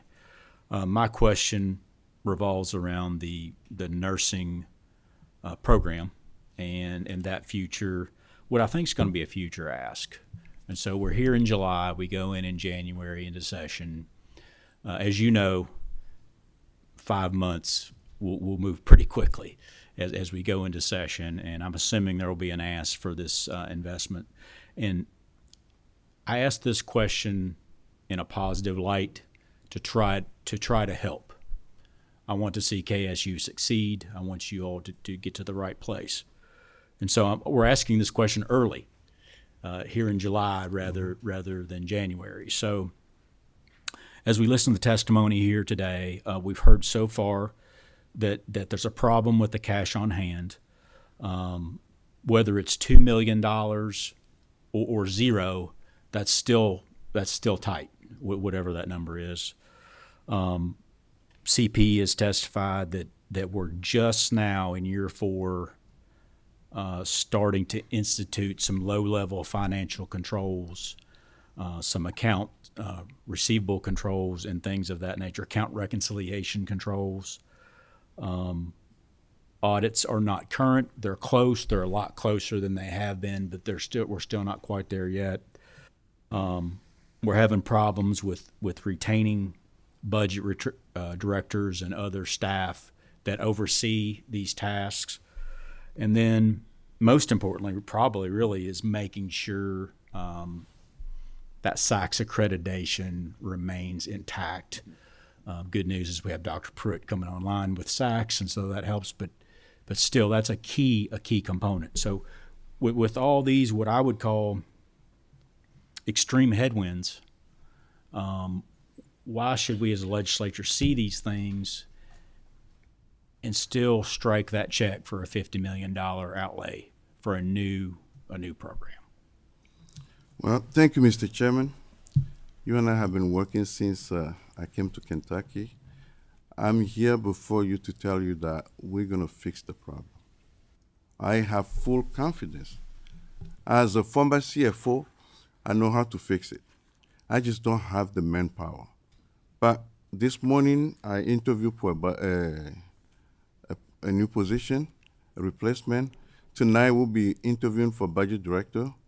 The problem I faced in my first 2 years was nobody wanted to apply to come work at KSU because of all that have been online. It was so difficult. Every time I posted any job for like a budget director or CFO, I get people who have worked at Taco Bell, McDonald's, Burger King apply. You know, because they have this a requirement to apply for a job before they get benefits. People are just sending resume out. So it has not been easy until lately. When I posted the CFO position this time, I got several strong applicants. So I'm very confident this week I will make an announcement for a CFO.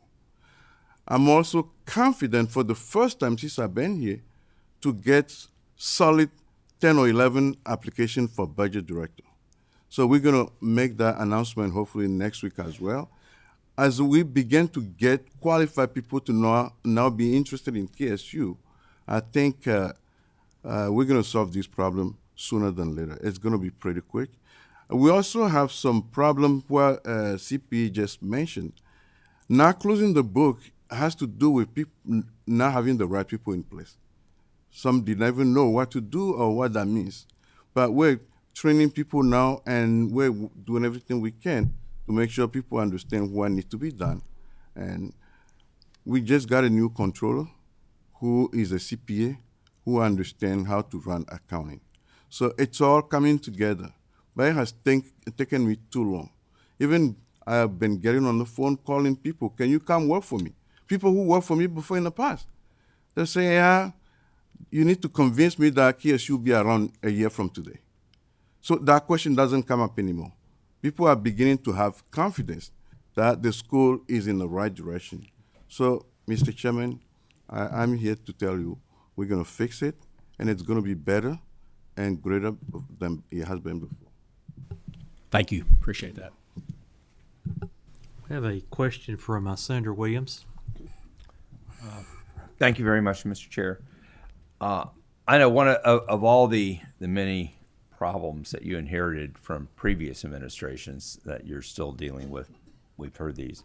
One of the things we had talked before is you had some P3s, public-private partnerships, that were extraordinarily costly to you ongoing. Have you been able to address those? Probably I should have asked this to CPE, but is there going to be any relief from those public-private partnerships that are costly and some of these other ongoing costs that you inherited from previous administrations? Senator West, I'm still working on those. I don't have a definite answer. I'm still working on those, and I don't have any answer for now. But yes, those are things that are weighing on the budget because the previous administration, for example, took a loan for $26 million for energy conservation. Usually when you do that, you use the saving to pay the debts. I don't know what happened in the past, but that's $1.3 million that we're stuck with that we have to take off revenue every year for the next 30 years. And this P3 project that you're talking about, even if we fill the dorm with every single student, 100% occupancy, the school still has to pony up the $600,000 to make the lease payment. So there are many things that have been in place that cost the university money that don't generate any revenue for us at all. So those are things that I'm dealing with, but I have to admit that audit has been costly, very costly. Once we get the audit behind us and then fix some of these problems, we should be fine. For example, not being able to have people in place forced us to use People Link. It cost us $1 million. I could not believe it myself. When Mr. Rush called me and said, Mr. President, just look at the numbers. Because we can't find people, we have to use the temp agencies. By paying temp agency $1 million a year, it's outrageous. So we're doing everything we can to contain that as well by finding ways to bring people to come work on campus. Thank you very much. I appreciate you taking on the job under extraordinary, difficult circumstances. Thank you. Thank you. Next, we have Representative Grousel. Thank you, Mr. Chairman, and thank you, Mr. President, for being here with us with your staff. Earlier, we were talking about enrollment and how that is going to be a cornerstone for the university to have to increase student enrollment. And I was wondering if you could share with us the makeup of your student body and total enrollment. And I'm also wondering, as you're doing your marketing, are you reaching outside of the state, and how many of your students are from outside of Kentucky? Thank you. Thank you for the question. One thing that I'm not very proud of, which I inherited, is not having a clear plan for enrollment. So now we have a plan in place. And the makeup of students, as you ask, it's a 65-35. 65 from out of state, 35 from Kentucky. Ohio is our biggest feeder, and that's where him and I have been on the road, going from school district to school district. We have been able to increase our partnership with high schools from the time I came, from 4 to 26 as I speak to you, and it's still growing. And it is my intent to continue this until we make ourselves known to students, as well as being able to bring them on campus. Thank you. Okay, we have one final question from Representative McCool. Thank you, Mr. Chairman, and thank you, Mr. President, for being here today. I know Joe's saying you are between a rock and a hard place, I guess but thank you for being here. Going along the theme with enrollment, with your upcoming student enrollment, what percentage are attending using institutional scholarship funding? And you've already given us a breakdown in-state and out-of-state. So how many of those out-of-state are receiving institutional scholarship funding? And the reason I'm asking that, because as you know, that's revenue coming in if they're paying. But if you're using institutional funding, then you're actually losing dollars to help with the enrollment. So can you talk about that a little bit? Thank you. Well, thank you for the question. The other thing I've been dealing with is, prior to my arrival, students were made to believe that you don't need to pay the tuition. Contracts have been signed with students who were coming back. They have full rights year after year, something that we changed the first year. The second problem that we have is, I have to admit, some students have learned how to use the system. I'll give you one example. A mother came and signed a Parent Plus loan, and we let the student in. But you know, by federal law, the parent has 14 days to change her mind.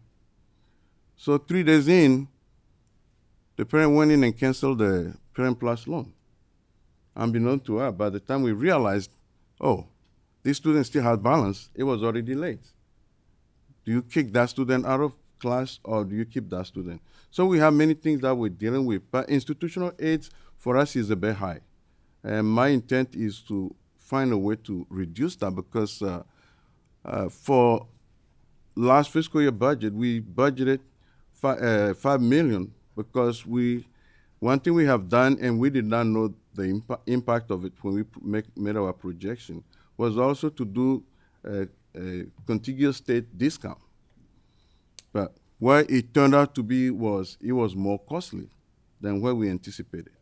So it ballooned our institutional aid, something that we reduced this year, and we're going to do everything we can to make sure students pay their balance.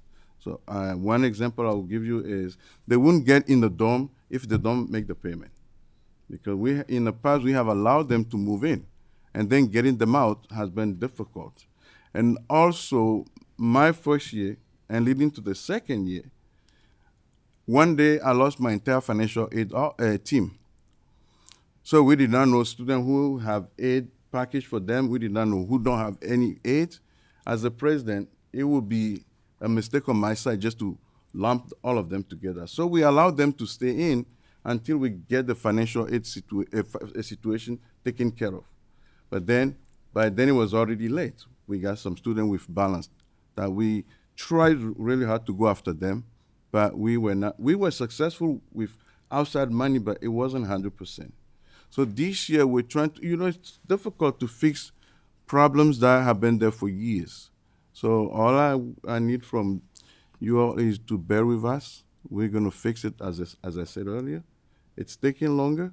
It frustrates me more than anybody else, but the goal is we're going to get it right, and we'll get it right for many, many years to come.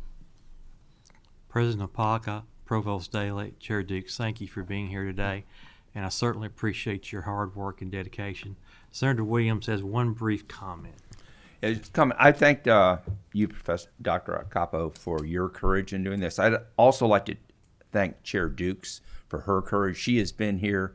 The previous chair, I think, who was up for reconfirmation, we did not. I don't think he lived in California, hadn't set foot in the university campus, I think, for 30 or 40 years is what they said. And I've seen you here and actively engaged. Thank you for your courage in coming out to join the legislature and turning this around. Yeah, thank you. It's my pleasure. I'm a Kentucky State University alumni, and so I understand the importance of everything that's transpired over the last years, and it's the board's commitment to make sure that this is on a steady footing and that we are built to enhance all of our programs and to make sure that we have proper accountability for the university, its programs, its president, and its board. So thank you very much. Thank you.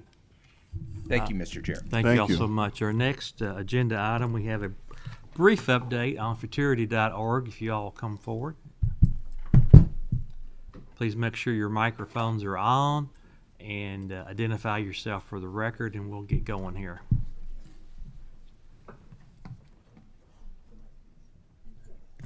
Good afternoon. I'm Amanda Ellis. I'm the Senior Vice President at the Council on Post-Secondary Education.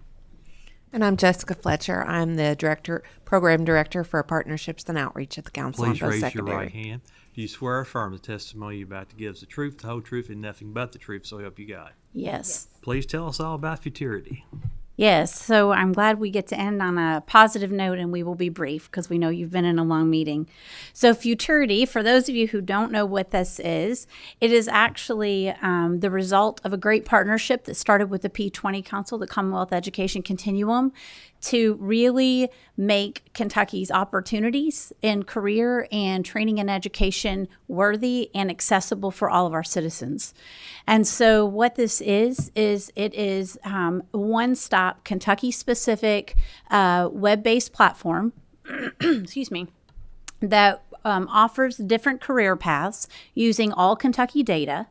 It links directly, hang on one second. It links directly to the different educational opportunities. That does not mean just 4-year. It means training, proprietary schools we have in the state, 2-year, 4-year, public and private, and all the way up through advanced degrees, depending on the career that the individual is interested in. And then there are even resources to get you to the careers in Kentucky, and it's aligned with many of our data and resources we already have here, that many of these that you support. The folks that we serve are not just high school students. These are for middle school students, high school students, adults. Those are who engaged and maybe want to upskill, or those who did not complete. We've heard from our campuses today. Post-secondary students who may not have a direct path, and educators and advisors and folks who work with different adults, whether that be second chance employers, addiction recovery, juvenile justice systems, students with disabilities. We have resources for those, and even our families that move in, including our military as well. So why did we do this? Who cares? Why would we put all this together? If you are trying to figure out what you may want to do or what you need to do for your family, we have so many resources, but they have never been connected.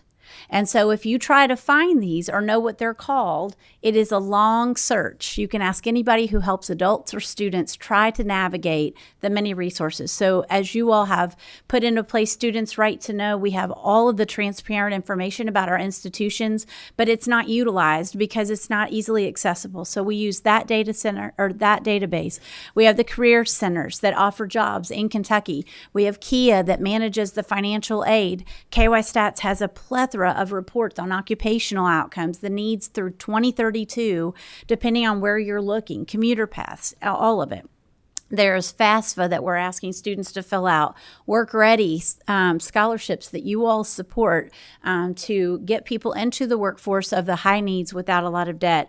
Our adult education centers working at our KCTCS campuses and all around in our different communities to really try to engage our working age citizens into jobs, into things that can help be sustainable, feed their families in their region or outside. And so I'm going to turn to Jess to give a little quick overview. So we're not just connecting website resources, we're also connecting people to numerous data sets. So Future Finder within Futurity has numerous data points, everything from Kentucky-specific occupational wage data to career and technical education pathways at Kentucky's high schools. In just a couple of weeks, we will be unveiling a new feature where we are aligning private sector employment opportunities to military occupations. So people who are exiting the military will be able to look up and see what private sector jobs might align to them. And we also are using all of the data points required by the Kentucky Students' Right to Know Act to help better inform people about post-secondary opportunities, costs, and various majors offered across those different universities in public and private and proprietary throughout the state. We also really wanted to highlight in-demand jobs in Kentucky. So as you can see here, we have listings of all high demand jobs in Kentucky with the median Kentucky wages attached to those.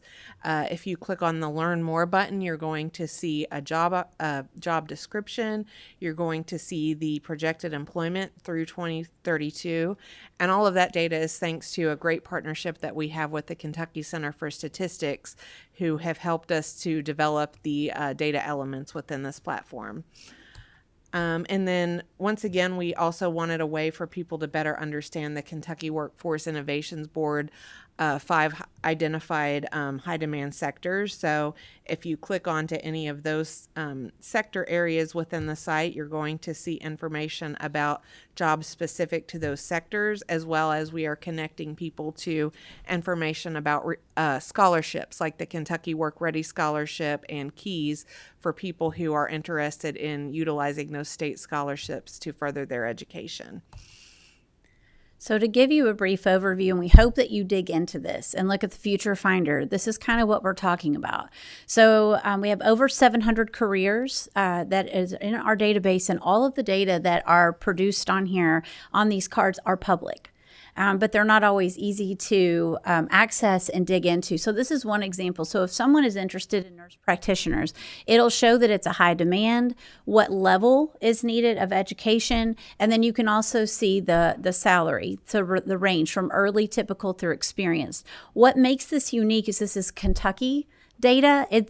These are not U.S. wages, because usually the average wages in many other platforms are not specific to Kentucky. They tend to be a little higher. And then the other thing that is really interesting is on-the-job training, if that is needed, and projected employment. So you can see by the year 2032, there's going to be 6,871 jobs available. That's hence why there's a high demand. But what's super interesting about this is different than anything else that we've ever had are the schools that are with related majors. So you can see that all of these are Kentucky schools. We're not trying to send people away. We're trying to show them what is in the state, what's in the Commonwealth, and what we can offer our folks.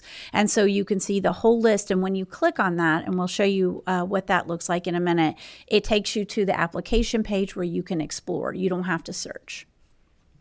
You can also compare. So we've actually had students compare jobs that they didn't know what it was. So this was an example: nurse practitioner, radiation therapist, and nursing assistant. So you can see, you can compare up to 3 of the different career options, the occupations. You can see if they're in high or low demand, the education level, projected employment, and then the campuses. And I will tell you, when we launched this, we had a high school student who knew that she wanted to be an interpreter and she wanted to be a speech language pathologist. So when she did the Future Finder and used this and put our product to the test, she realized, number one, that speech pathologists have to have a master's degree to practice independently. She did not know that. And what she found was that EKU offered both an interpreter's program and then also a speech language pathologist. So she wouldn't have to go to 2 schools. She could actually go to 1, and she was able to navigate to the institution that worked for her career path.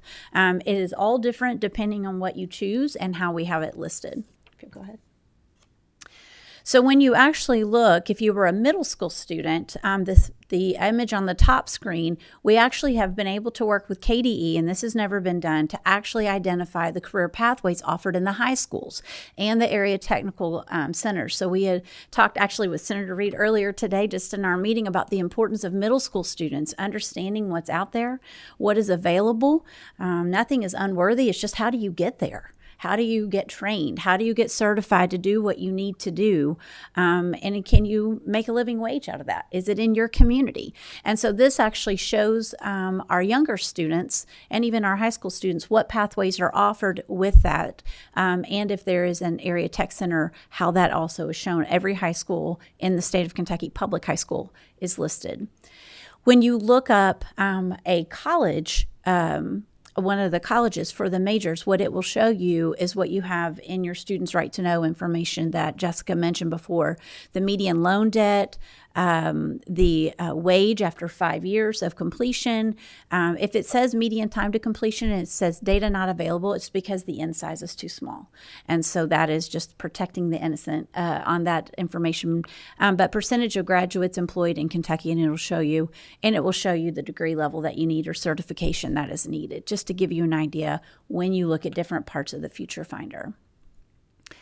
And then the last part is just another example showing you the public universities. We have a page on the private where you click on Learn More, and you can actually see the school website. We also have a map showing where it's located. Many of our students don't know where some of our institutions are located, or our career and technical centers, our community colleges, they're not sure where those are located. So those are mapped out to see how close they are to home.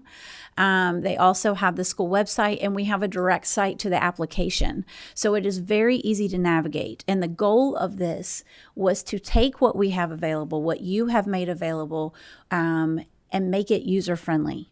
Make folks feel worthy of pursuing career aspirations and what it takes to get there, regardless of age. And then we also have worked with Kia as well, because we want to make sure that folks understand their financial aid and opportunities that are paid for, or opportunities to apply for loans, because we know financial aid can be a big barrier for many people, and they may actually be eligible depending on the profession that they're pursuing or what qualifies for what we have available. So we've been working directly with them. It will take you directly to My Kia if you've never heard of Kia or you spell it wrong. And so this really lays out the opportunities, and then it goes directly to Kia's database and their private information that we do not have access to. And then finally, we actually launched Futurity back in February of this year. So it is a work in progress.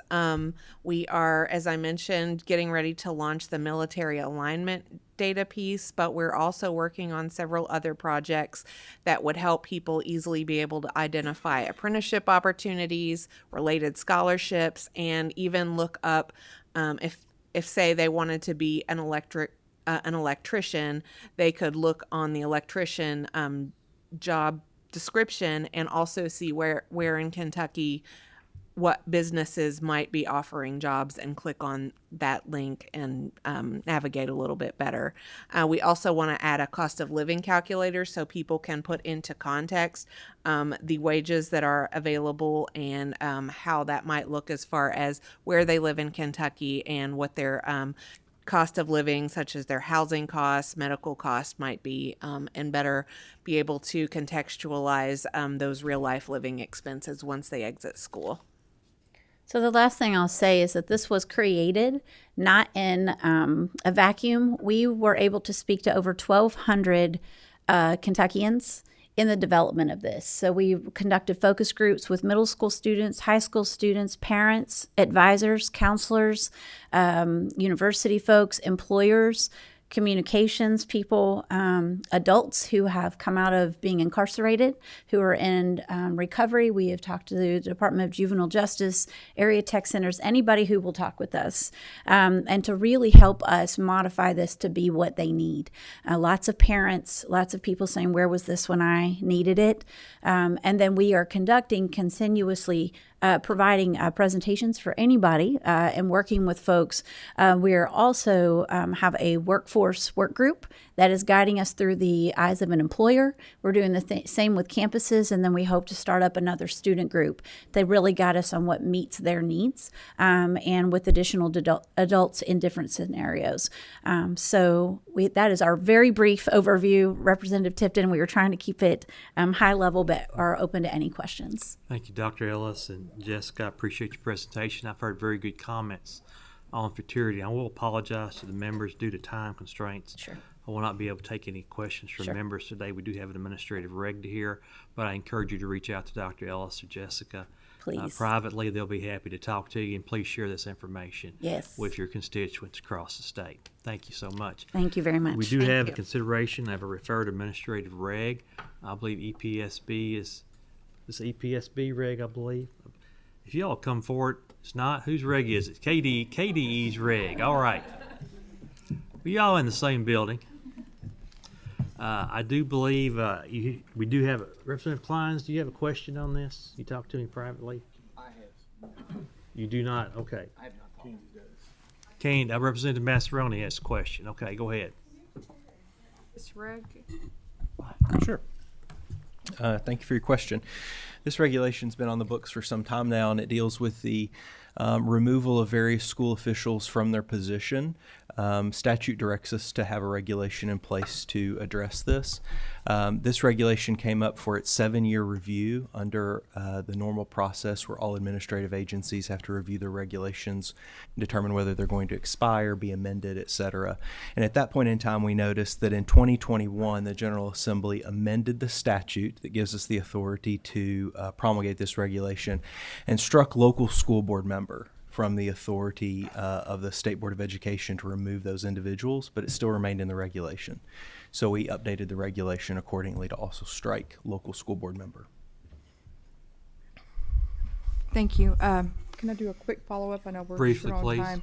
So are we removing the local school board members from having authority, or is that something that was already in place? No. What we're doing is indicating that the State Board of Education no longer has the authority to remove a local Board of Education member from his or her seat. And that is constituent with statute. Representative Klein. Thank you, Mr. Chair. My question is not so much about the changes, but the wording of finding of misconduct or certain other offenses. Are those the same that are listed, like guilty of immorality, misconduct in office, incompetency? I mean, or Correct. is it something broader, different? That is the criteria for removal, and I believe that's also set forth in the statute that provides the authority for removal. Yeah, I just, as a superintendent, I would want, if I read that, I would want something listed or defined, and you're saying that that is the definition. Correct. Okay. Any other questions or comments? Representative Grelson. What are the steps and procedures for removing a board member currently? So again, that's no longer with the State Board of Education. It would be the Kentucky Attorney General that would have the authority for removal. And I'm not familiar with what their process is. They would have to answer that question. If I may comment, Mr. Chairman, I believe that whole process needs to be strengthened so that superintendents do understand how that they can utilize that if needed. And second what Representative Klein said there. We can certainly review that, look up that legislation when it was passed for you to review, for us to review and discuss that in the future. Yes, Senator Thomas. Mr. Chair, I'd like to ask a question since the regulations, I don't see them in my packet. What is the standard for removal? And I tell you why I say this. Because I think when someone's an elected official and they've been elected by the public, I think there has to be a very strong justification for removing that person from that position. I mean, that is an elected position. The people should speak as to whether that person should stay or not stay. That should not be in the hands of some other authority. So I would like to know what standards being proposing to remove a person who's an elected official from being removed. The only answer I could do, I do remember the bill. I don't remember a lot of the details or conversation about that, but I do recall that the authority was taken from the State Board of Education and given to the Attorney General's office. That's certainly something we can review going into 26th session. Representative Doan. Yeah, we had a resignation from our school board on Thursday because statements came to light that a school board member had advocated for the murder of his political opponents. These allegations came to light in 2020 originally. I didn't learn about them until quite recently. This statute would have been in effect at the time, and this regulation would have been in effect at the time with respect to school board members. How do we make complaints under this regulation? How do we make sure that the State Board of Education takes action when something like that happens? Yeah. So again, at this point in time, as we sit here today, we don't have that authority for state board members, but for other school officials that are listed within the statute, that would be superintendent and school-based decision-making council members. Those complaints are made to the Commissioner of Education. I will also tell you that we get the reports from the Office of Education Accountability. So whenever they investigate an individual and may have found that they have engaged in some type of wrongdoing, the department also gets those to make a determination whether or not it rises to the level to take action under this regulation. Go ahead, Representative Down. There is a method for citizen complaints. That's what I'm getting sure. at. How do citizens make those complaints? Informal complaints to the Department of Education that would come to the commissioner. I can just send an email? Yep. Okay. Thank you. They can also, there is an anonymous complaint process with OEA that citizens can make. Okay. Any more questions? We are not required to take any action. So if there's nothing else, the meeting is adjourned. Thank you.